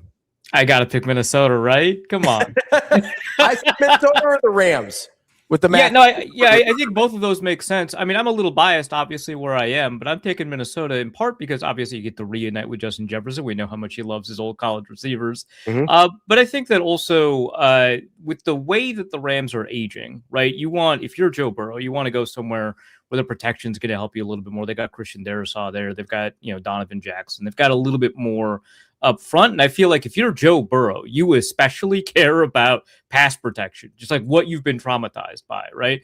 And it feels weird saying like Minnesota is the place you want to go for pass protection, given like the historical struggles that they've had there. But the offensive line is shaping up to look like pretty good, and it is relatively young. So that's probably, one area that I take a look at. Obviously, Jordan Addison, Justin Jefferson, that all helps out. But also, what's been the most disappointing thing in Joe Burrow's career besides the pass protection? It's been the defense. And I don't think Brian Flores is getting a head coaching job anytime soon. The suit's still active, right? They just opened up another element of the deposition. He's going to be a defense coordinator for a while. So you've got a pretty good defense there. The Rams are obviously just a much better team right now. There's no question about that. I just think long term, Minnesota might get you what you want. And again, I got my biases here. I'd love to see him here. Do you think there is a realistic world in which Joe Burrows is not playing for the Cincinnati Bengals next year? I think there's a world, right? Like his 2027 cap hits like what? If you trade him or cut him, it's like negative 17 million. That's absorbable if you get like a really good return, and I think you would get a really good return. Like the injury concerns, obviously there, that's going to diminish things. But he is like a dark horse MVP candidate every year that he has the ability to finish the year, right? So teams will want him, and you can probably find a way to restructure the contract, make it a little bit easier to push it on the back end, turn some guaranteed into options and stuff like that. But obviously this year, 2026, if you cut him, which is the same as trading him cap wise, you end up with like a negative $50 million. Like you can't do that. But in 2027, you can begin to play around with those accounting numbers and figure out something that is absorbable for a team like the Bengals. Arif, I started this conversation, unfortunately, with basically just bluntly asking if any of these quarterback battles that we are talking about and discussing in training camps, and I keep seeing Twitter conversations about, if these actually matter for the story of this season. Is this something that's realistic? I think the Minnesota one would be the obvious choice, but I tried to make an argument for Cleveland. Everyone says that I'm probably wrong, but is there anything that maybe these quarterback battles actually have a little bit of staying power when you look at it past maybe just August? Yeah, like in terms of trying to figure out like who's going to impact the season, the Cleveland one probably doesn't matter that much, but like we're content creators, right? The Cleveland one is like fascinating, I think, from the perspective of like driving clicks or whatever we care about. So in some sense, like if Shedeur wins, you got like another talking point, whether or not he's any good. But in terms of like impacting games, I'm not sure the Cleveland one matters too much. So the only reason I bring up Cleveland, the only reason I said that is because I feel the AFC North is just so very close. I feel like it's just complete. I use the term murky waters. Like that's what it felt like to me. And I felt like that if they get a quarterback that they like through 17 games and they can play consistently, whether it's Deshaun or if it's Shedeur, if they steal a couple of games in the AFC North, I think that muddies everything up for some of those top three teams that are actually vying to win the division. So they could complicate things for the other teams. Yeah, I get that. I would be a little bit more compelled if they still had Myles Garrett. I don't want to like diminish the menu of pass rushers that they still have. Alex Wright, that got Jared Verse, of course. But I mean, Myles Garrett was such a game changer for them. He changed blocking math in such a way that allowed Cleveland to be kind of this top 3, top 5 level defense that I just don't think they'll be at, despite still having like Denzel Ward and stuff. So I can see where you're going with that, especially if they can just like ruin, like for example, Joe Burrow's day, like they've done before. But it is a little bit harder for me to buy into it. I think that the way that you're framing it, like, hey, you could really screw things up for Pittsburgh, and now it's like a 2-horse race or something like that. I get where you're coming from there. That makes a little bit more sense. But just in terms of like, if it's Shedeur or Deshaun, I don't know. I think if they're winning a game, they get like a special teams bounce go their way, and they've got a defensive score, and who the quarterback is actually doesn't matter that much. Whereas for like Minnesota, right, like who is better does matter a lot, right? Mm-hmm. Murray has the ability to bring that offense to top 10-ish, you know, like with all the weapons that they have. And then if JJ McCarthy had ever been able to, you know, tap into his potential, you've got like a higher ceiling but a lower floor. Now, obviously, that battle had been decided before the preseason started, so you've got a little bit less of a storyline there. And you know, I think our default should be if there's a quarterback battle, then that team probably doesn't matter too much. But very, very nice way just to say, hey, the Browns are not going to do anything. That's okay, and that's totally fine. That's totally fine. That's totally that fine. being said, I do have a Browns follow-up question. Sure. The most Browns anyone's talking about on the day of our Lord August 18th. There's just no way anyone else is having this many Browns conversations. That's 100% accurate, and I'm still going to ask the follow-up. So I have, you mentioned just the pure like content creation fascination of the situation, right? And obviously half of that is Shedeur Sanders. The other half of that is Deshaun Watson, right? So I have basically two questions wrapped into one. Is there a comp in terms of the career trajectory of Deshaun Watson where he was like like first 4 years of his career, really, really good quarterback, and then has the year off, injured, and just completely fell off the map, and we don't even think is a competent like person or quarterback anymore? Or is the actual answer that he was a little overrated in Houston and had like the one really good year where they only won 4 games, by the way, and his career record in Houston is only 28-25. His like touchdown interception ratio was really good that last year, but maybe, you know, was 26-12 the year before, 26-9 the year before that, 19 as a rookie. Like, good quarterback, but maybe not as good as we sort of think he was based on that last year. Which of those two scenarios is more likely, that he has had a superstar trajectory that completely fell off a cliff, or that maybe he wasn't as good as we tend to remember him to be? I think anytime that something like that happens, it's like a very valid and legitimate question to ask. if we're only looking at like on field, I don't want to make any off field comps for Deshaun Watson. I think the comparison is the quarterback 3 for the Vikings, Carson Wentz. Again, I've got like a very limited view, but I don't think that's actually a bad comp career-wise, right? That first year was whatever, but second year he's got this MVP quality season. Obviously, he gets hurt. The third year we're seeing some quality stuff. It's not as good as that second year, and then it starts like frittering away and falling off, right? And then he's got these years off. He's trying to start for a couple of organizations, not the exact same as Watson, who's only been with 2, but I think just in terms of performance and having a peak and then having a fall, you've got something there. To answer the question about like whether or not he's overrated, I would have said that Carson Wentz was overrated. I think that he was doing a bunch of things where it's not like something that is sustainable. He was winning a lot on third down, but not first and second down. That's like a good red flag to watch out for to see if someone's going to repeat their performance. That wasn't really what I saw with Deshaun Watson. I thought that he was legitimately a very good quarterback who was, and you'll have to excuse my terminology, or victimized by the front office that the Houston Texans. I mean, they treated that team like it was a separate bank account, like a slush. Like you wouldn't actually run an organization this way, like trading DeAndre Hopkins for pennies, getting back like a very injured David Johnson. Like it was just a really poorly run organization. And they got rid of like the weird like Jesus culty thing that was going on, and they started immediately building a better organization, right?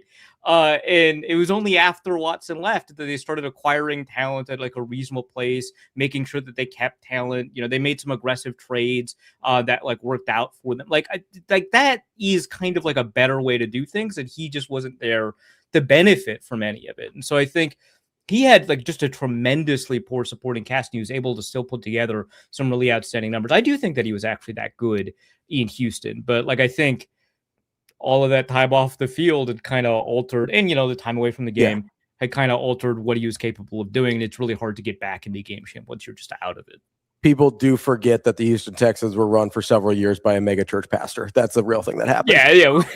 crazy historical note. Right now. When your quarterback also comes from Clemson, which is basically a mega church as well. I mean, we're like, we got to get somebody in this room that reminds him of Dabo.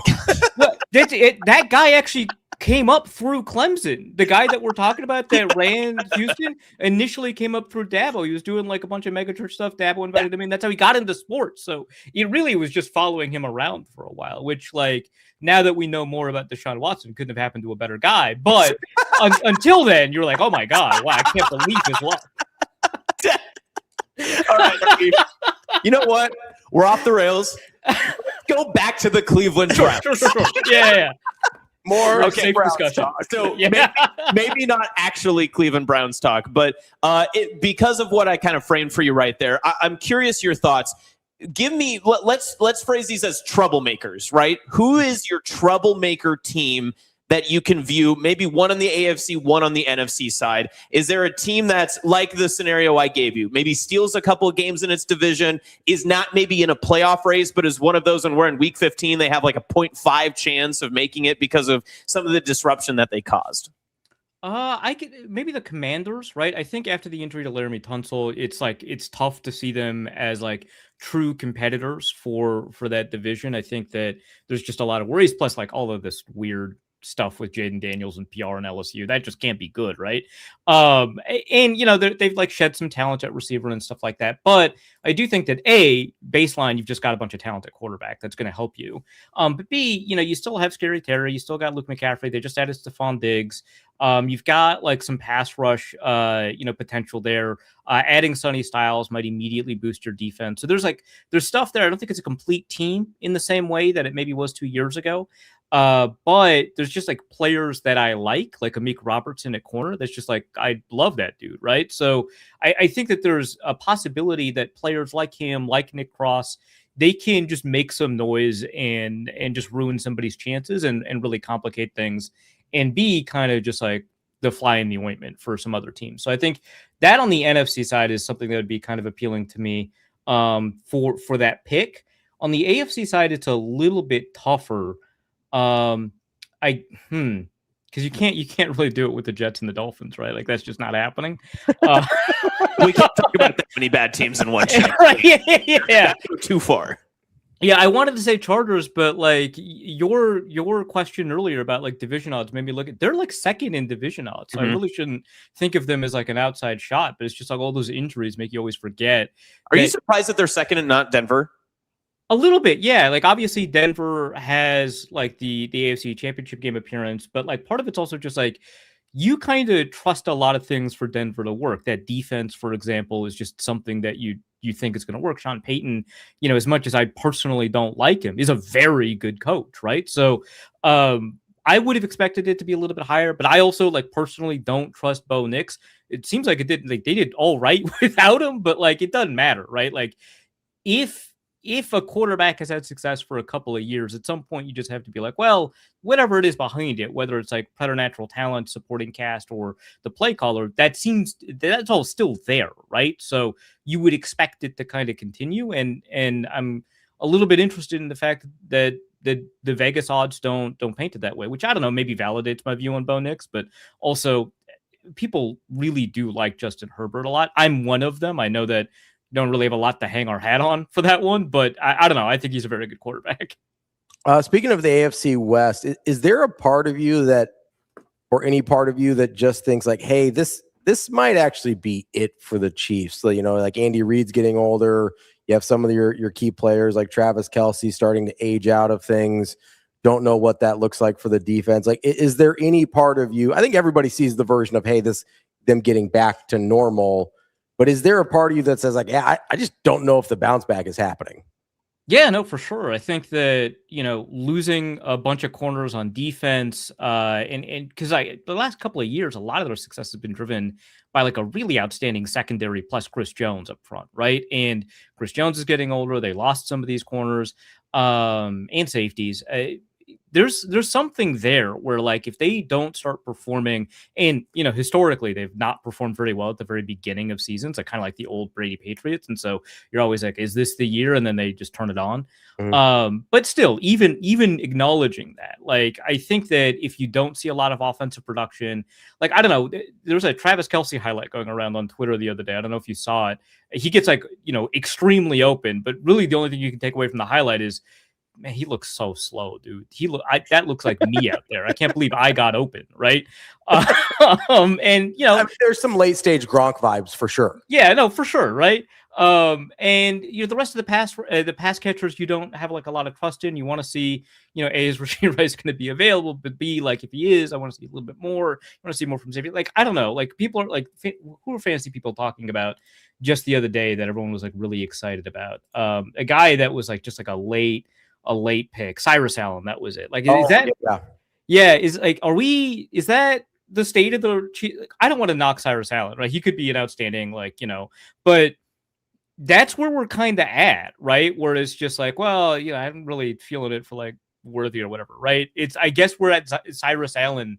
To be fair, that's how I feel about Rashee Rice too. Like I get that there's been like flashes of talent, but it's like we're like 3 years into this thing and we talk about him like he's a number one. Yeah. And that hasn't really been shown. He's the 16th rated player overall in fantasy football boards. That's crazy. That's insane. Like, that is a little wild to me. Yeah. His wide receiver might seem a little high to me. Yeah.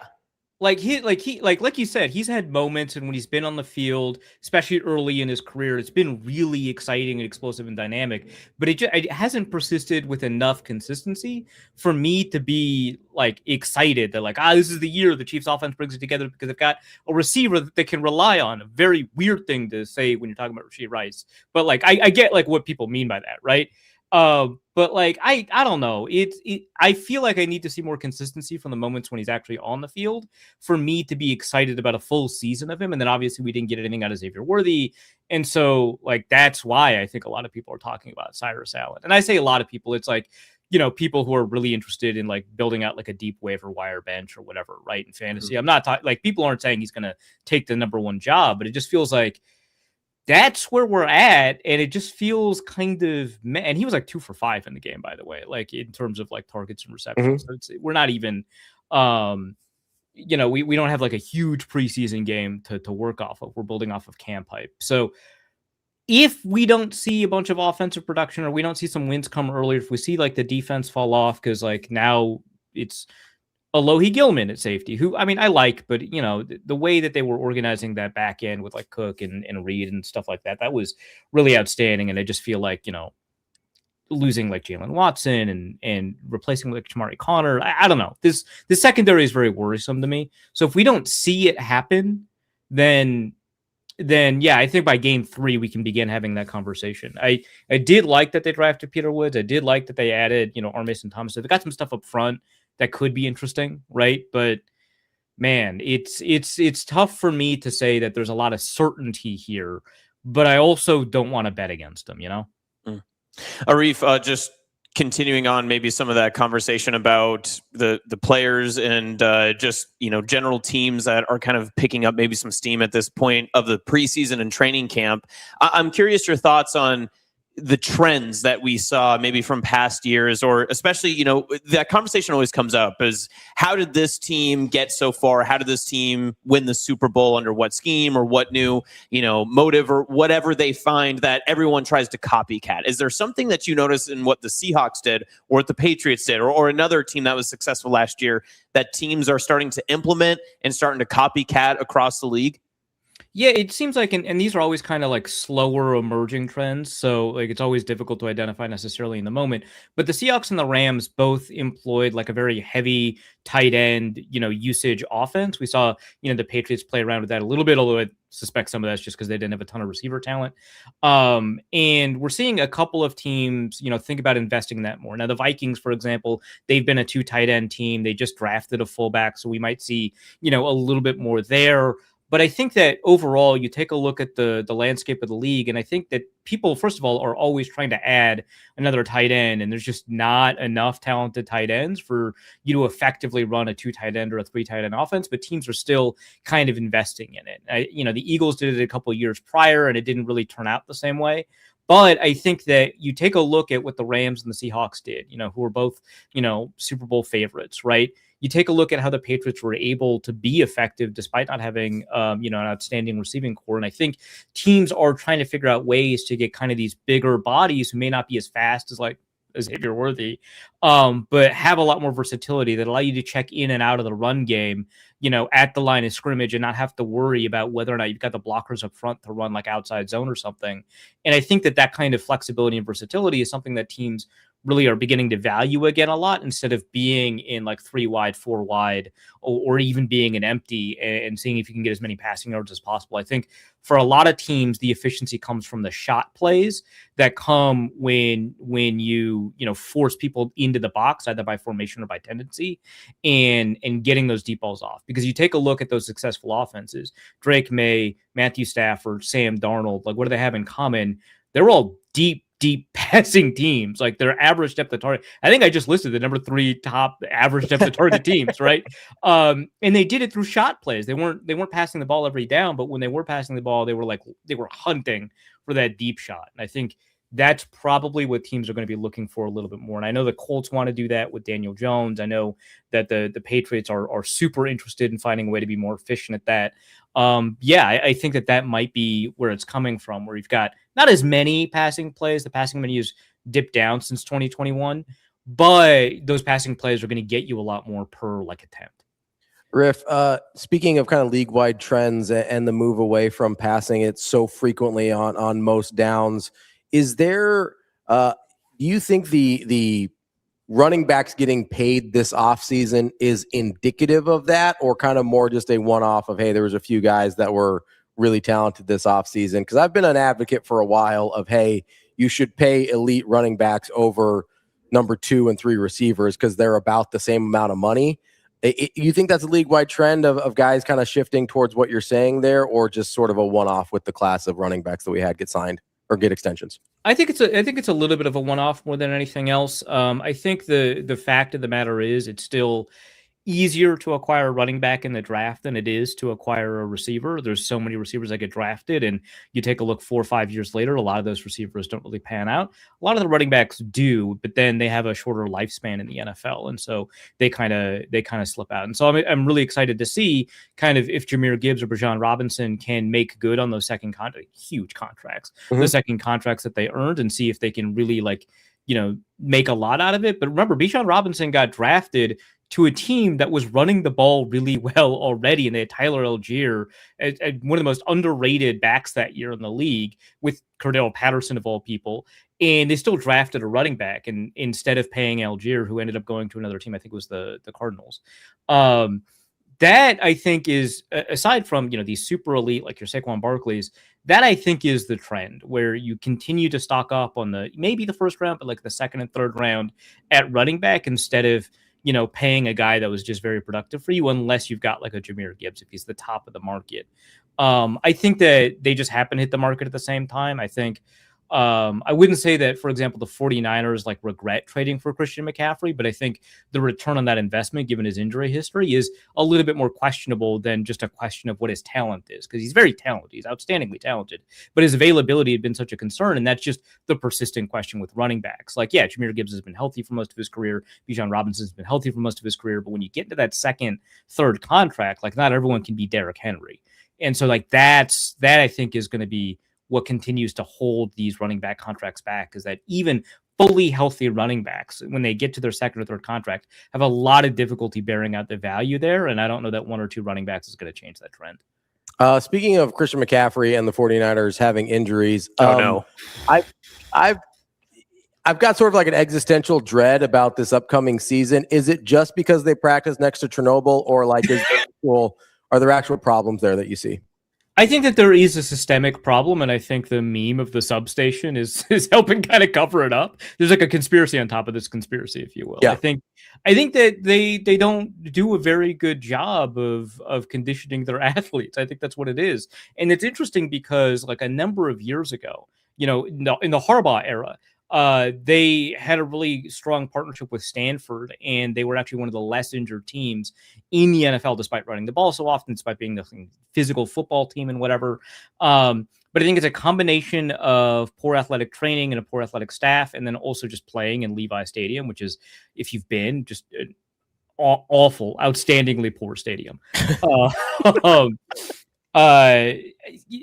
I think all of those play a role in the really high injury rates. Now, obviously, some of this is happening in the preseason before they even play games. And I think that speaks to the athletic training staff. The fact that it's occurring at the same time that, some guy came out with like a rad meter and was like looking at voltage waves or whatever, it's just like a funny coincidence, right? Like you can do this about anything. Anybody who knows anything about electricity has come out and said, this is ridiculous. This is insane. What are you talking about? But then you got a bunch of people who like ask a chatbot, which ironically puts a bunch of pressure on that substation. To give, way to answer. And the substation is actually making it worse. So yeah, but they do have a genuine injury problem, right? And until they figure out a way to reduce the incidence, and some of it is luck that just happens, but until they figure out a way to reduce that incidence rate, it's going to be an open question. Like, I don't know, man. Look, we saw a playoff game with like Josh Johnson, who rules. Personally, I love that guy, but like, that's also not serious football, right? Like that was rough what we all saw. Reef, in terms of this season, I think a lot of people would point directly to the Cardinals and say that's probably the least talented roster in the league, probably the team that's going to have the toughest time finding wins. When you look across the rest of the NFL, are there any teams that may not be actively tanking? They're never going to come out and say that directly. I don't think anyone is trying to lose. But is there a thought process that this year's NFL draft prospects or the class that gives a little bit more credence to saying, hey, you know what, if we hit mid-November and it's not looking good, we can at least look forward to April and what the draft has to offer? I probably the Miami Dolphins, right? That is a very talent poor team, which kind of sucks because they've got like Aaron Brewer's an outstanding center, and he's getting kind of like covered up by this like group of really, really bad offensive linemen around them. But yeah, I think the Miami Dolphins are one of those teams. I get why they added Malik Willis, right? Like that makes a lot of sense. They brought in, former Packers guy who was able to watch this guy in practice, and Malik Willis was really efficient in the couple of snaps that he had this last season. But I think just generally speaking, we know that this roster doesn't have like a lot going for it. Like you've got Aaron Brewer, you've got Devon Achane, and I don't know, like Zach Sealer, I guess. Chris Johnson, first round pick, right? Chris Johnson, not the running back with ALS, but like a cornerback, who, I think he was talented coming out, right? But there's just like not like Austin Jackson is still somehow a starting tackle, like that needs to be fixed. I think like that's not good news. Charlie Heck couldn't win the starting job from what I understand. So you got Patrick Paul left. I don't know. It's not a good team. I don't know how else to put it. Trying to remember who the receivers are. This is not good. That's not a good start when you're trying to list off the guys that might be catching passes from, a great quarterback nonetheless. People are always clamoring for more Malik Willis. So, yeah. All right, Arif, we appreciate the time. As always, great stuff there. And we'll talk to you, I'm sure, plenty throughout the football season. We appreciate your time. More Cleveland Browns, Arif. More. Of course. I'll be studying them just for the show. All Browns all the time. Thanks for having me on. That's Arif Hasan from wideleft.football. Great stuff there. Sorry, I thought you had another question. That's my bad. No, it's that's okay. Yeah. It's all right. It's fine. It's cool. It's a good time. It's cool. Rico knows what I'm laughing at. Rico knows what I'm laughing at. Rico, what are you laughing at? It's fine. Rico, what are you laughing at? He's cutting a clip right now. Don't worry about it. Oh, my bad. He's working? Come on. Yeah, he's working right now. All right, well, we'll take a quick break then. I'll tell you when you're older. Oh, okay. It's fine. When you're 40. Is it about 40? Is it about power rankings? No. I cannot believe that was uttered. What is your obsession with power rankings? It was an accident. As it is the first time.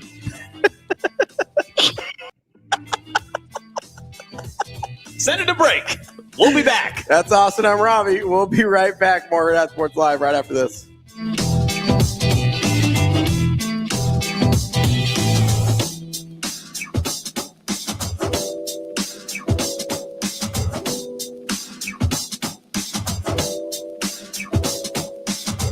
Yeah, I thought we played really well. I mean, we know it's really hard to kill balls in our gym, and especially when we've been practicing together for 7 months, everyone kind of knows each other's tendencies. So I think we knew no team was going to be hitting 300 today. And if they were, I think that's more of a problem than if a team's hitting what they were. So I think we're all really proud of just the strides we made, and we really put to use some things we've been working on in practice, and maybe it didn't go our way today, but we were going for it, and that's a great first step for us.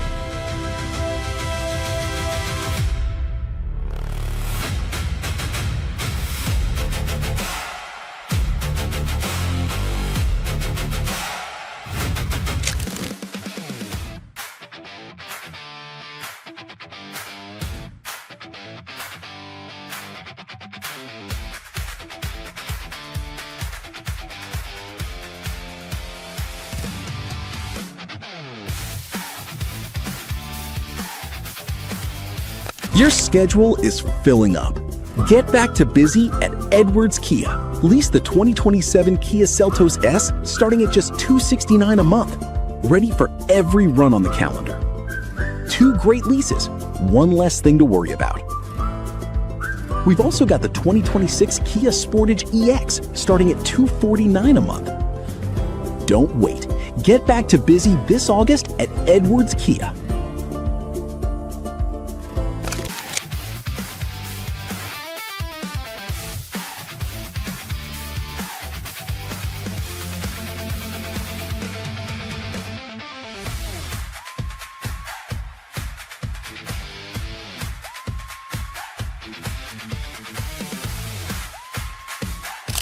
Yeah, that Tyson's in the mix to be on the bus, to be in the hotel, and then to be in the game. He's really powerful man with great balance, and he kind of knows, part of that's taking that to pass rush and figuring out what's the best way for you to utilize your strengths and weaknesses. Jossier Whittington does a great job, telling guys like to, be you, over there, like be you, figure out who you are and do that. And he has unique balance and power. Just the fact that he had that injury in high school his senior year and continued to wrestle, I think speaks to his mental toughness, but he's got elite physical toughness and balance as well.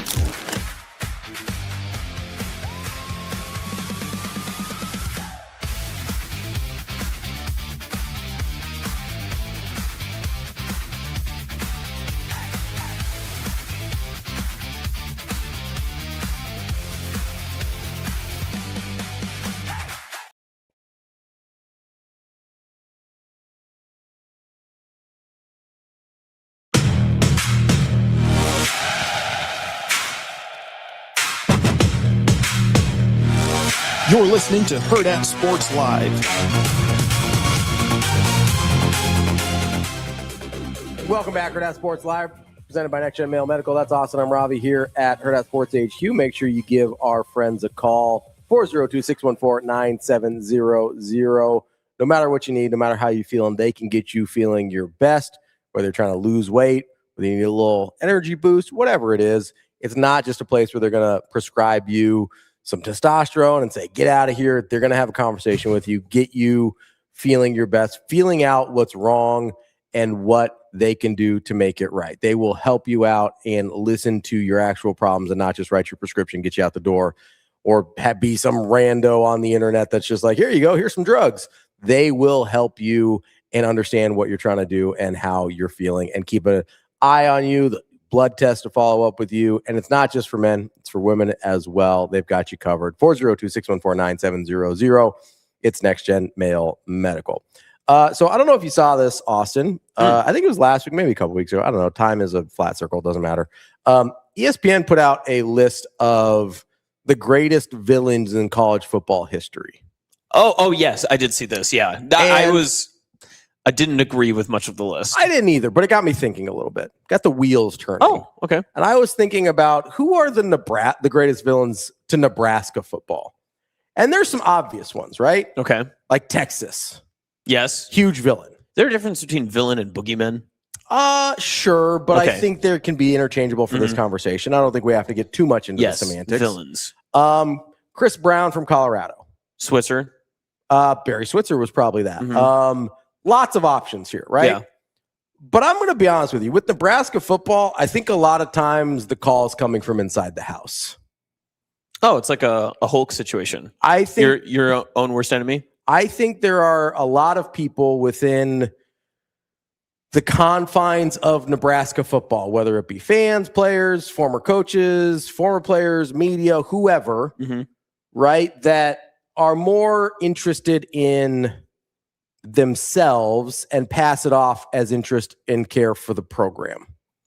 And I think we had another one of those yesterday. We've had this a couple times, right, with this particular individual.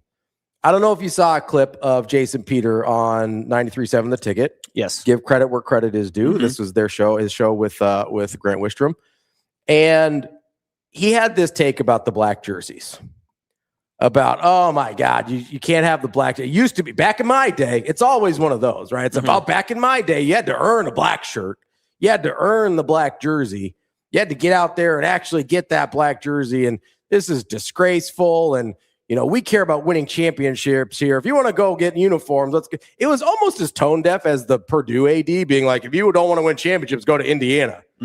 He goes, hey, if you want to worry about uniforms instead of winning championships, go to Oregon. Oregon famously very good at football and has been for quite some time. Now they don't have a national championship, but they have exactly as many this century as Nebraska does and been much better at football than Nebraska for the last 20 years. Right? That's fair? Like no qualms about that? No. Much better at football than Nebraska for the last 20 years. It doesn't seem like the uniforms have been a distraction in Eugene. No. Does not seem like it. It actually seems like it's helped quite a bit. Yeah, it seems like that they got a very good wave of great athletes to come because that was their marketing plan. They were like, hey, listen, if you're not interested in coming to Eugene because this town is, kind of tiny, and it's got mountains. Although some people very interested in the scenery of Eugene. But listen, others not as much. If you can't convince them to come to Eugene, the town, you might as well convince them to come to Oregon, the place. And if Oregon, the place, has cool, snazzy uniforms that gets your attention. The best Nike gear on the planet. Yeah. And guess what? It does get out more than anybody else that you know. It does get people's attention. Yeah. And you know what? It's not a distraction. Nope. It's never just. You think Coach Rule is in there like on his doing a little graphic design on the uniform? No. He literally even said he wasn't. Yeah, he's like, he's like, they show him to me, I say yes or no, that's it. Yeah. Like that's the entire approval process. Adidas does this because Nebraska's a premium Adidas brand. And we've got people out here. And here's the thing that bothers me and why I say the call is coming from inside the house. Because I don't even believe he means it. I don't think he actually believes what he's saying. Because Caleb Henry, Huskers Illustrated, right? He had a screenshot of Jason Peter from 2021 when Nebraska puts out and I'll retweet it right now. I'm retweeting it right this second. Oh, no. Oh, no. I just retweeted it. Okay, it is Nebraska football account showing a black uniform saying like, hey, who from Husker Nation wants to be part of this Nebraska black jersey football reveal? And Jason Peters says, shoot, where do I sign up? Wonder what color they'll be. Red, white, black, cough, in parentheses. Seems pretty pro black jersey at that point. Wonder what's the difference between 2021 and 2026. Who's coaching in 2021? Did he play with Jason? Interesting. Anyway, moving on. Jerry says, Jerry, in a reply to this tweet, says, look at me, unis are counterproductive. Let's stick with this is who we play for unis. A very much Jason Peter 2026 take. But, of course, Jason responds and says, guess you're against the idea of the black shirts then. With the alternate uni this team is wearing, but the idea of a handful of players separating themselves from the rest must really irk you. And honoring black shirts with the alternate uniform. It's one game a year, and if you think it's for the kids, nope. Ooh. So I don't even know that he believes his own thing. I think, and this is one of the things that really bothers me, and the calls coming from inside the house, is some people just decide they don't like a guy, and then they just change their opinion based on it. This is an anti-rule, is what you're saying. Yes, because in 2021, black jersey, Scott Frost, totally okay. By the way, dramatically less successful at that point as a coach. 2019, bad. 2020, bad. 2021, bad. But the greatest 3-9 team in history. Best 3-9 team of all time. That's our standard. Best 3-9 team of all time. But the alternate jerseys are okay there because Scott Frost was the head coach. So when you say the calls are coming from inside the house, I'm going to just put the words in, right? You think that there are people like actively rooting against the program because Matt Rule is the head coach? Yes. I think people are more rooted in their own self-interest than in the interest of the program, and they pass it off as, I'm a true Husker. I'm the one that really cares. Which I would argue is actually anti-Nebraska. But really rooting and working against the program actively with crap like this. And listen, I don't care about criticism and stuff like that. This is straight up hypocrisy. I mean, we have receipts, right? Like that's the definition of hypocrisy. It's okay for this guy, but not okay for that guy. That's hypocrisy. But also, it's under the guise of, I care more about the university than you do. I care more about the football program for you do because I played there and we won there. And congratulations, we appreciate your contributions to the 90s football teams, Jason Peter. We do. But now it feels like you are actively rooting against the university because you have some other agenda. Can I ask you then, what is the role of an alum? Because, I mean, notably, there was one very, very noticeable alum that was sitting in this chair. Who's that? I'm not. Damon. Oh, Benning. shoot. Yes. Did he play for 96 Nebraska? Orange Bowl MVP. People forget. Interesting. Okay. But what is the role of alumni in this situation? Because I think that alumni, especially when you come from a historic football program that came from obviously the reign of terror that they presented on college football at their time, they likely feel a need to defend the program, right? But does that mean that they are against criticizing the program? I think this is something that, like, Scott Shanley has been ostracized by a lot of different people because of different things that he has said about Nebraska football, and also recently about Matt Rule during his hiring process, that sort of stuff, all that. What is the role of an alum coming from a successful era, especially here in Nebraska? Because this isn't a generic question, right? This is a Nebraska hyper-specific question, and I want it to be. So I think they can have whatever role they want. A, I need them to be intellectually honest about what they're doing. And B, I need some level of consistency here, like logical consistency. If you were for black uniforms in 2021, why are you against them now? Give me a good explanation. Because it's not the explanation you gave that it's a distraction. Because if it was a distraction, if it wasn't a distraction in 2021, why is it a distraction now? Somebody, like, do you think Coach Rule's editing the video? Like, what's the problem here? You think one of the players is editing the video? And so they're like, oh man, Coach, I can't make it to practice today. The alternate uniform video is not done yet. That was one thing that was brought up in that little clip that came out, that they said that players are wasting their time. They're not doing anything. That's not even a player that's not a player modeling. That's not a player designing. Like, what are we talking about? Those players, I mean, Coach Rule talked about it last week on Saturday. He's like, I don't even know if players probably haven't even seen it yet.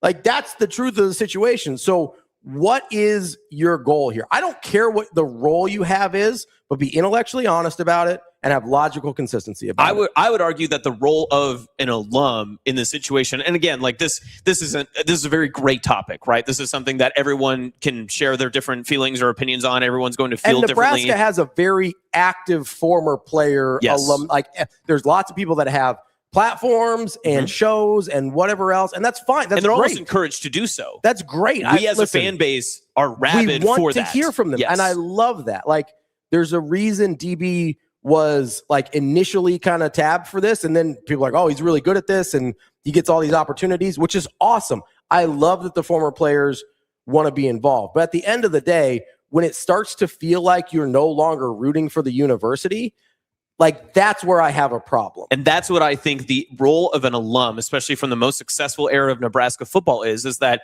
you need to be pro the program. And I'm not saying you have to That love doesn't it. mean no criticism. Exactly. It doesn't mean you have to love it to a default, but things like this are completely arbitrary and completely irrelevant to the total tonality of the conversation that is He had happening. a conversation earlier where he's like, oh man, if you're doing the TikTok dances, that's not going to work. Yeah.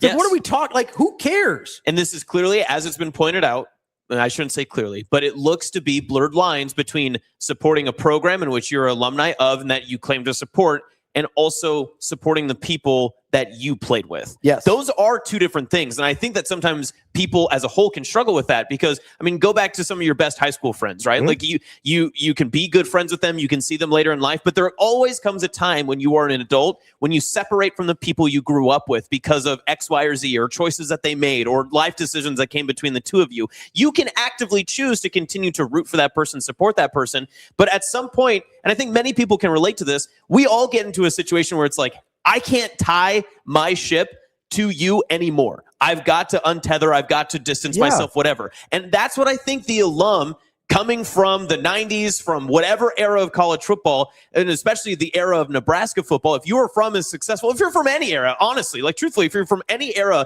of Nebraska football, people are wanting to hear from you. People want to share your opinions, all that other stuff. Be pro the program. Do not tie yourself to being pro to your former allegiances that were on the team. If they are not with you to be pro for the program, I think that detracts from what you are hoping to get out of this situation. Unequivocally, Scott Frost was bad for the program. Yes. You can still like him as a person. That's fine. He was bad for the program. Like, you could, like, if he was your friend in college, if he's your friend now, that's fine. I don't care. I really don't. Like, but if you cannot deny he was bad for the program. Like, he was unequivocally bad for the program.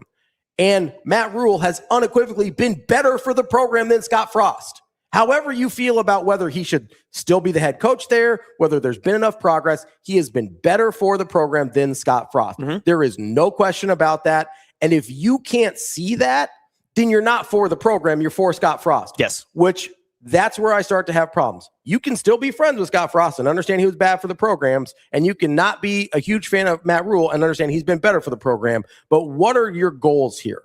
Because if it's not to see Nebraska succeed once again, then we just cannot be on the same page.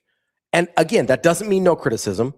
Because there's been things with Matt Rule that I've been critical of. Yeah. I didn't like that he hired John Butler as the DC. Listen, I was not a fan of that. In any relationship that you have, whether it's with your spouse, if it's with anything, like you have to be critical, right? Because you choose for improvement because you chase perfection, right? Yes. Like it's the same thing in relationships with your significant other or anything. Like no relationship that you have that is successful is one that doesn't go through trials and tribulations in which you have to be critical, Absolutely. right? Like there's no sunshine and rainbow relationship ever. Like you and I mean, I think that that's a great example too, right? Like you and I, obviously we can go through hills and valleys and everything else, but we ended up like right here doing what we're doing right now because we worked through some of those things. We worked through the differences in how to operate the show or our relationship and how we communicate with each other. You and Damon did that significantly and had to do it multiple times. You don't get to be successful without being critical. That doesn't mean it's not without love. That doesn't mean it's not without endearment. I think that that's the one part that we have this fallacy of, that it's like, oh, you have to be, and it's a problem with people who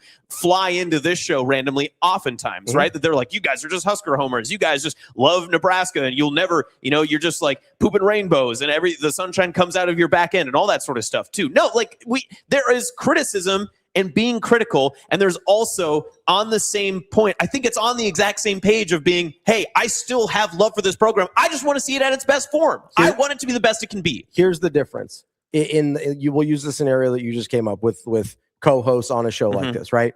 Like if DB had been critical of me for something that his previous co-host did and he was okay with, that's where it starts to be like, okay, it feels like you're not for the show anymore. Yeah. Right? It feels like you're anti what's happening because of me versus, hey, this is what will make the show better, right? It's like the TikTok dances thing and just being like, hey, like I would love to have seen what was going on if there had been cell phone cameras on the 90s teams, right? You're telling me nobody was dancing in the locker room. You're telling me all of that, all of that. Nobody was ever having anything like that. Like just because there's a camera with these kids, like they grew up different than you, man. It happens. Yeah. Get over it. Like quit being critical just to be critical. Look for solutions. Like, are you for the program or are you just here to bitch and moan? And do you think back in like the 90s when Nebraska suffered traumatic losses and, they had national championships slipping through their fingers? Were there, I don't know. I wasn't born in this time. Maybe someone can tell me. I'm not sure. But were the 70s players coming out of the woodworks to talk to newspapers or be in media or anything and be like, I don't like that they're wearing mesh jerseys. I don't like that they show their abs. Are they about themselves? They're clearly playing for themselves because they're so vain about how they look. Like, are these conversations that happen generationally, or is this an issue right now? I do not, and listen, I was young during the 90s. I was like 7 to 10 years old from 94 to 97. I do not recall players from the 70s or any other era coming out and actively. And now, listen, it's really hard to be critical when you're winning that much. I understand that. But it's not like they were winning much under Scott Frost, and there was a stark lack of criticism about uniforms and dances and things like that in 2021, right? So I don't remember there being that kind of criticism from the 70s. I don't see it from players from the 70s now. Right. You know what I mean? Like that's, I think, really telling is players from the 70s, 80s, other eras like that. And to be fair, most of the players from the 90s aren't doing this either. Most of them aren't. Yeah, again, I think that probably is a big asterisk that we can add to this too, is that the people that we are talking about is such a small percentage, right? Like I say this all the time. It's a small percentage with loud voices, yes, like with big platforms. Listen, it's something I have to deal with personally, like right now, just because, replacing Damon is very difficult, but it's something that I understand that the people that listen to the show, the people that are talking about it online, whatever, that sort of thing, I know that there is a larger silent majority that are probably, neutral or positive, right? That's totally fine. But you hyper focus on the very, very small, marginalized, loud voices. And that's unfortunately where this entire conversation comes from, because in our talking about this and this discussion point we're talking about, they have a platform. Every former player has a loud platform. And they amplify that loud distraction that continues to weigh down the program. It is anchors across Memorial Stadium that continues to feed and breed negativity towards things that are trying to become successful. I find that trying to weigh down the program. Again, that's not love for the program. That's not criticism. That's just dragging something behind because of the weight and luggage of whatever kind of repressed emotional damage you have from whatever scenario you're trying to conjure up. I'm going to be honest. First, Hot Danger says kids today aren't even rescuing Tamagotchis anymore. Where are their hearts? That's funny. Great point. Great point. Incredible pull on the Tamagotchis. Yes. They're Hot Danger. My Pokeball watch showed that I was growing a Pikachu in. He's long gone. There's a part of me, you know how the this is the vibe that it gives me sometimes. You know how the Miami Dolphins, the 72 Dolphins, like pop champagne every time the last team in the NFL loses for that season, and they're like, "Hey, we're still the last ones," you know, as opposed to like Ray Allen or Reggie Miller when Steph Curry's passing them for the all-time 3-point lead. They're at the game, they're celebrating with them, they're rooting for them. Like, it gives off the vibe of the 72 Dolphins where it's like, hey, it makes, and this is this is speculation, but this is the vibe that it gives off. When players from the era that won championships are overly critical, even when there is clear progress, whether you like the progress or not, or think it's fast enough or not, or like the making it or not, when they're critical of things that do not matter, clearly do not matter. TikTok dances, uniforms don't matter. Full stop. If you disagree with that, we're done having that conversation. But when you're overly critical of things that clearly do not matter, and it feels like you're rooting against the program because they do those things, it gives off the vibe that you think your accomplishments will be less special if someone replicates them. That's the vibe. That's the vibe that it gives off. It gives me 72 Dolphins vibes where it's like, they are less special. That team matters a lot less if the Patriots finish things off in 07. If David Tyree doesn't helmet catch and Eli Manning gets blown down for the sack and all of that matters, like 72 Dolphins all of a sudden matter a hell of a lot less. That's almost 55 years ago now for them. They become irrelevant if somebody replicates that accomplishment. There's a part of me that thinks this is a insecurity, jealousy, whatever thing of my accomplishments mean less if somebody replicates them at Nebraska. Because clearly it's been difficult to win at Nebraska since then at a super high level.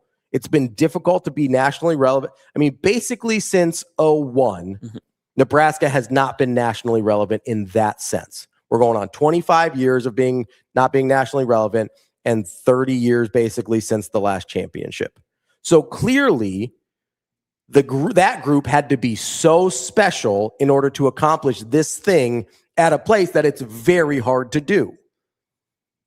I think there's a part of some of these people that root against it because they feel like it diminishes their accomplishments, which is not true. Nothing will ever diminish the accomplishments of the 90s teams, ever.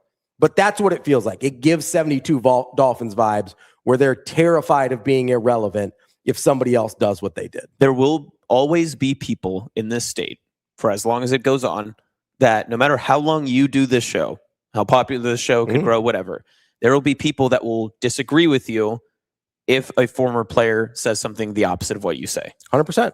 No matter what they say. It has nothing to do with you could put it in any generic statement. You could put it in any generic say opinion. It rained this morning, and the former player could say, no, it didn't. And there are certain people that say, it didn't rain this morning. Because he played.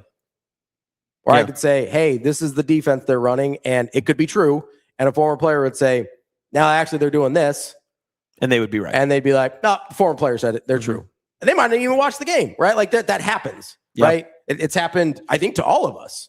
Yeah. In doing this, where a former player just come in and like Bigfoot, and that's fine. Listen, I understand they have a different perspective on things and in certain areas have a better understanding of things than I did. I also know that football now is very different than it was 30 years ago. I also know the things that helped Nebraska win 30 years ago, most of them, to use a DB word, are not portable to 2026, right? So the impact of what their experience is, while it is not irrelevant, it is not as relevant as it was directly after they played. We see this with Tony Romo, right? His DUI, whatever aside, he was much more impactful as an analyst right after he retired. He knew exactly what was going on. He doesn't really predict plays anymore because he doesn't have that same level of expertise as he did directly after his playing days. It's a natural evolution of the game of football, right? That's not to say they still don't have a different and sometimes for sure better perspective than I do. But just because someone says it because they have this background does not mean it's true.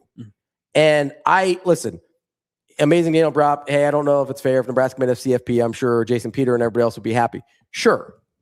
Yeah. But it's really easy to be happy when everything's going well. The difference is seemingly was happy in 2021 when things were not going well. Things are going better in 2026 and now not happy. That's how you reveal what people really care about. Everybody's going to be happy and what's like, you're just going to wash that under the rug. Like if Matt Rule and Nebraska make a playoff in the next few years, everybody's gonna be like, oh yeah, I was always on board. No, you weren't. Yeah. They succeeded despite what you were doing at the time. It is a different time though, because now a lot of people keep timestamps. A lot of people have receipts. A lot of people have some receipts. people got caught. I mean, we showed it earlier. Like a lot of people have receipts now. It's tough. It's very interesting. John says it's not a jealousy thing. It's an alpha dog thing that believes anything done different than their time represents a, let's say, wussification of Nebraska football, TikTok, alternate jerseys, podcasts, etc. That's fair. Maybe that's what it is. Mm-hmm.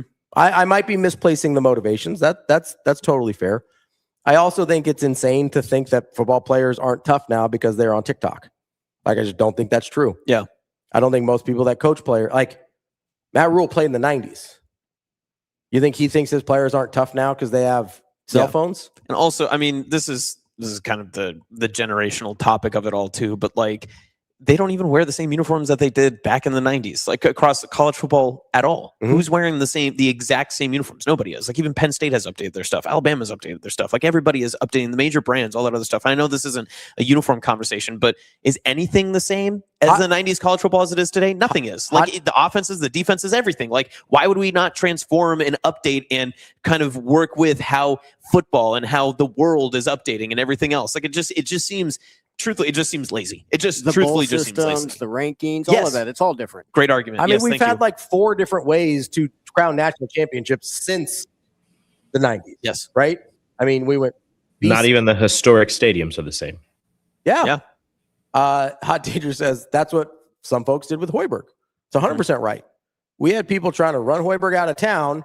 And now that, they make a Sweet 16, win their first NCAA tournament game and have, the unbelievable run that they had last year and a couple NCAA tournament appearances, they're like, oh, always believed in Coach Hoiberg. No, you didn't. I was there. I saw it. Yep. And that's the same thing's going to happen with Nebraska if Matt Rule continues to have progress and continues to have more success at Nebraska. And it's just it's a toxic atmosphere. Mm-hmm. And it's sometimes the calls coming from inside the house. Unfortunately, I think a lot of Nebraska's I actually think nationally people want Nebraska to be good.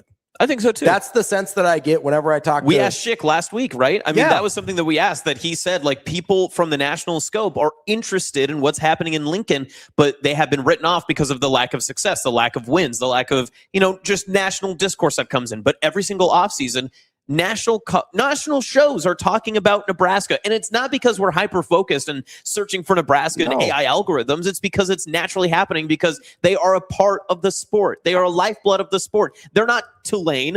They're not Akron. They're not Ohio. Like this is a major player in college football, and people are waiting for Nebraska to get back on the horse. And the Big Ten wants Nebraska to be good. Yes. That's why they brought them into the conference.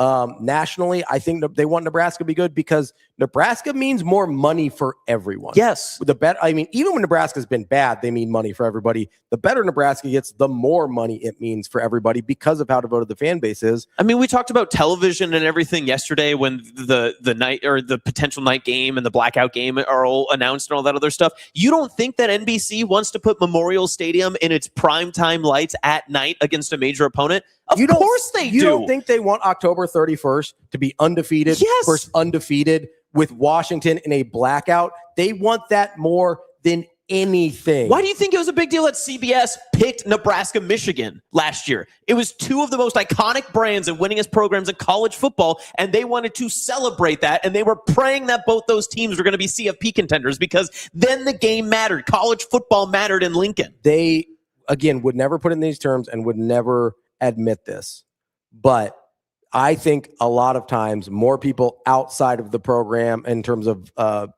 outside of the state from a national level want Nebraska to be successful regardless, and maybe it's not a jealousy thing, I think there's certain people that only want Nebraska to be successful in a certain way, whether that's with the head coach they played with, I'd agree, or playing a certain style, or being a certain level of toughness, or doing things a certain way. It's not about, like, nationally, I think people are just like, oh man, it would be great if Nebraska just won. Nebraska won 10 games with the CFP. Nationally, I think people will be thrilled. But let's say Dana Holgorsen says, hey, we got to go full air raid. There's people in the state that would not be happy 100% about how it happened, about how it looked. And that, to me, is the epitome of the calls coming from inside the house. And there's too much toxicity around people caring about things that simply do not matter. Yeah. Listen, earlier we talked after the Hoiberg interview and everything just about maturity, and, maturity never finishes. Like, you're always growing a little bit more, like, as you age, if you're hoping to become, well-rounded person or just better yourself through time. That's one thing. Like, I mean, I've learned a lot doing this show just through maturity and, the different media appearances and everything, that you can have your opinions on Nebraska football. When I was younger, I was always frustrated when Nebraska wouldn't win and all that sort of stuff. But now, having a more public voice and everything, I realize that your words carry a little bit more weight and how you converse and everything. And I have matured enough to realize that the same thing that I argued earlier, I myself, and I know my platform, smaller than yours, smaller than a lot of other people's, all that sort of stuff, my personal, right? I don't want to be an anchor for something that I love. And I refuse to be an anchor for Nebraska football, because of the passion and the love that it gave and showed to my family, to my extended family, to the people that I care about most, how it is well received across the state, how it is a national brand for this state and the people I care about and the things that I want to promote across the state, all that stuff. Nebraska football is the largest brand. You make this argument all the time, right? That it is the lifeblood that draws the most eyeballs and attention to what's happening inside of our state, because of Nebraska football, lack of success or otherwise. It's the front porch of our state. And that's why I don't want to be an anchor that draws it down. Now, again, to full circle this, does that mean I can't be critical? No. I can be critical of something that I love, but I refuse just to hate because I'm frustrated. To use the front porch analogy, like the being critical is, hey, the paint's chipping a little bit. We gotta paint this up a little bit. Not just saying, hey, this house is ugly, let's burn it down. Whatever. Like, and there would be some people that say, well, you can't do that. You can't adjust the paint because you can't paint it because this is the color it was when the whole family was here. Like, that's the analogy. And it's like, you can be critical, you can update things, you can fix things without saying, either, hey, we cannot touch anything because this is the way it was when we loved everything and we gotta stay there, or without saying, like, we kind of have to gut the thing and start over from scratch. Like, there's very different versions of that while still loving the place. And listen, like you said, I know there's consequences to words and things like that. And, Jason Peter very well might try and kick my ass next time I see him. Like, I understand that. It is what it is. That's why I let you say it. But, like, it is what it is. And like, I can't, like, this has happened too many times for me not to just be like, hey, something's weird is happening here. I don't know him personally, and so I can't really attribute to his motivations. I'm speculating based on some of the pattern of behavior here. But what I do know is it does not seem like he's for Nebraska if it doesn't look the way he wants it to. But again, defend what you love, right? That's what you're doing. Yeah. I'm defending the thing I love. If someone said this to your wife, you would also be like, hey, what's going on here? Yeah, chill out. We're going to have a problem. Yeah. Right? Like, if you care and love about something, you defend it. That's why I defend Nebraska, not just the university, but the state as well. And I'm tired of people just crapping on things that, like, I also, like, it's so, like I said, intellectually dishonest, because I don't actually believe that Jason Peter or anybody else actually thinks that having alternate uniforms makes you less successful on a football field. Like, I don't know anybody that truly believes that. It's just a thing they say to be critical. And at that point, just non-constructive criticism, you're just looking to complain and not looking for solutions, right? Like, we got to be like DB. We're in the solutions business. In order to find solutions, you have to identify problems. But quit identifying problems on things that aren't really problems. That's the real issue here, is complaining just to complain because we don't like something else. Yeah. That's the show for today. We'll be back tomorrow. That's Austin. I'm Ravi. It's Hurrdat Sports Live. Have a good day.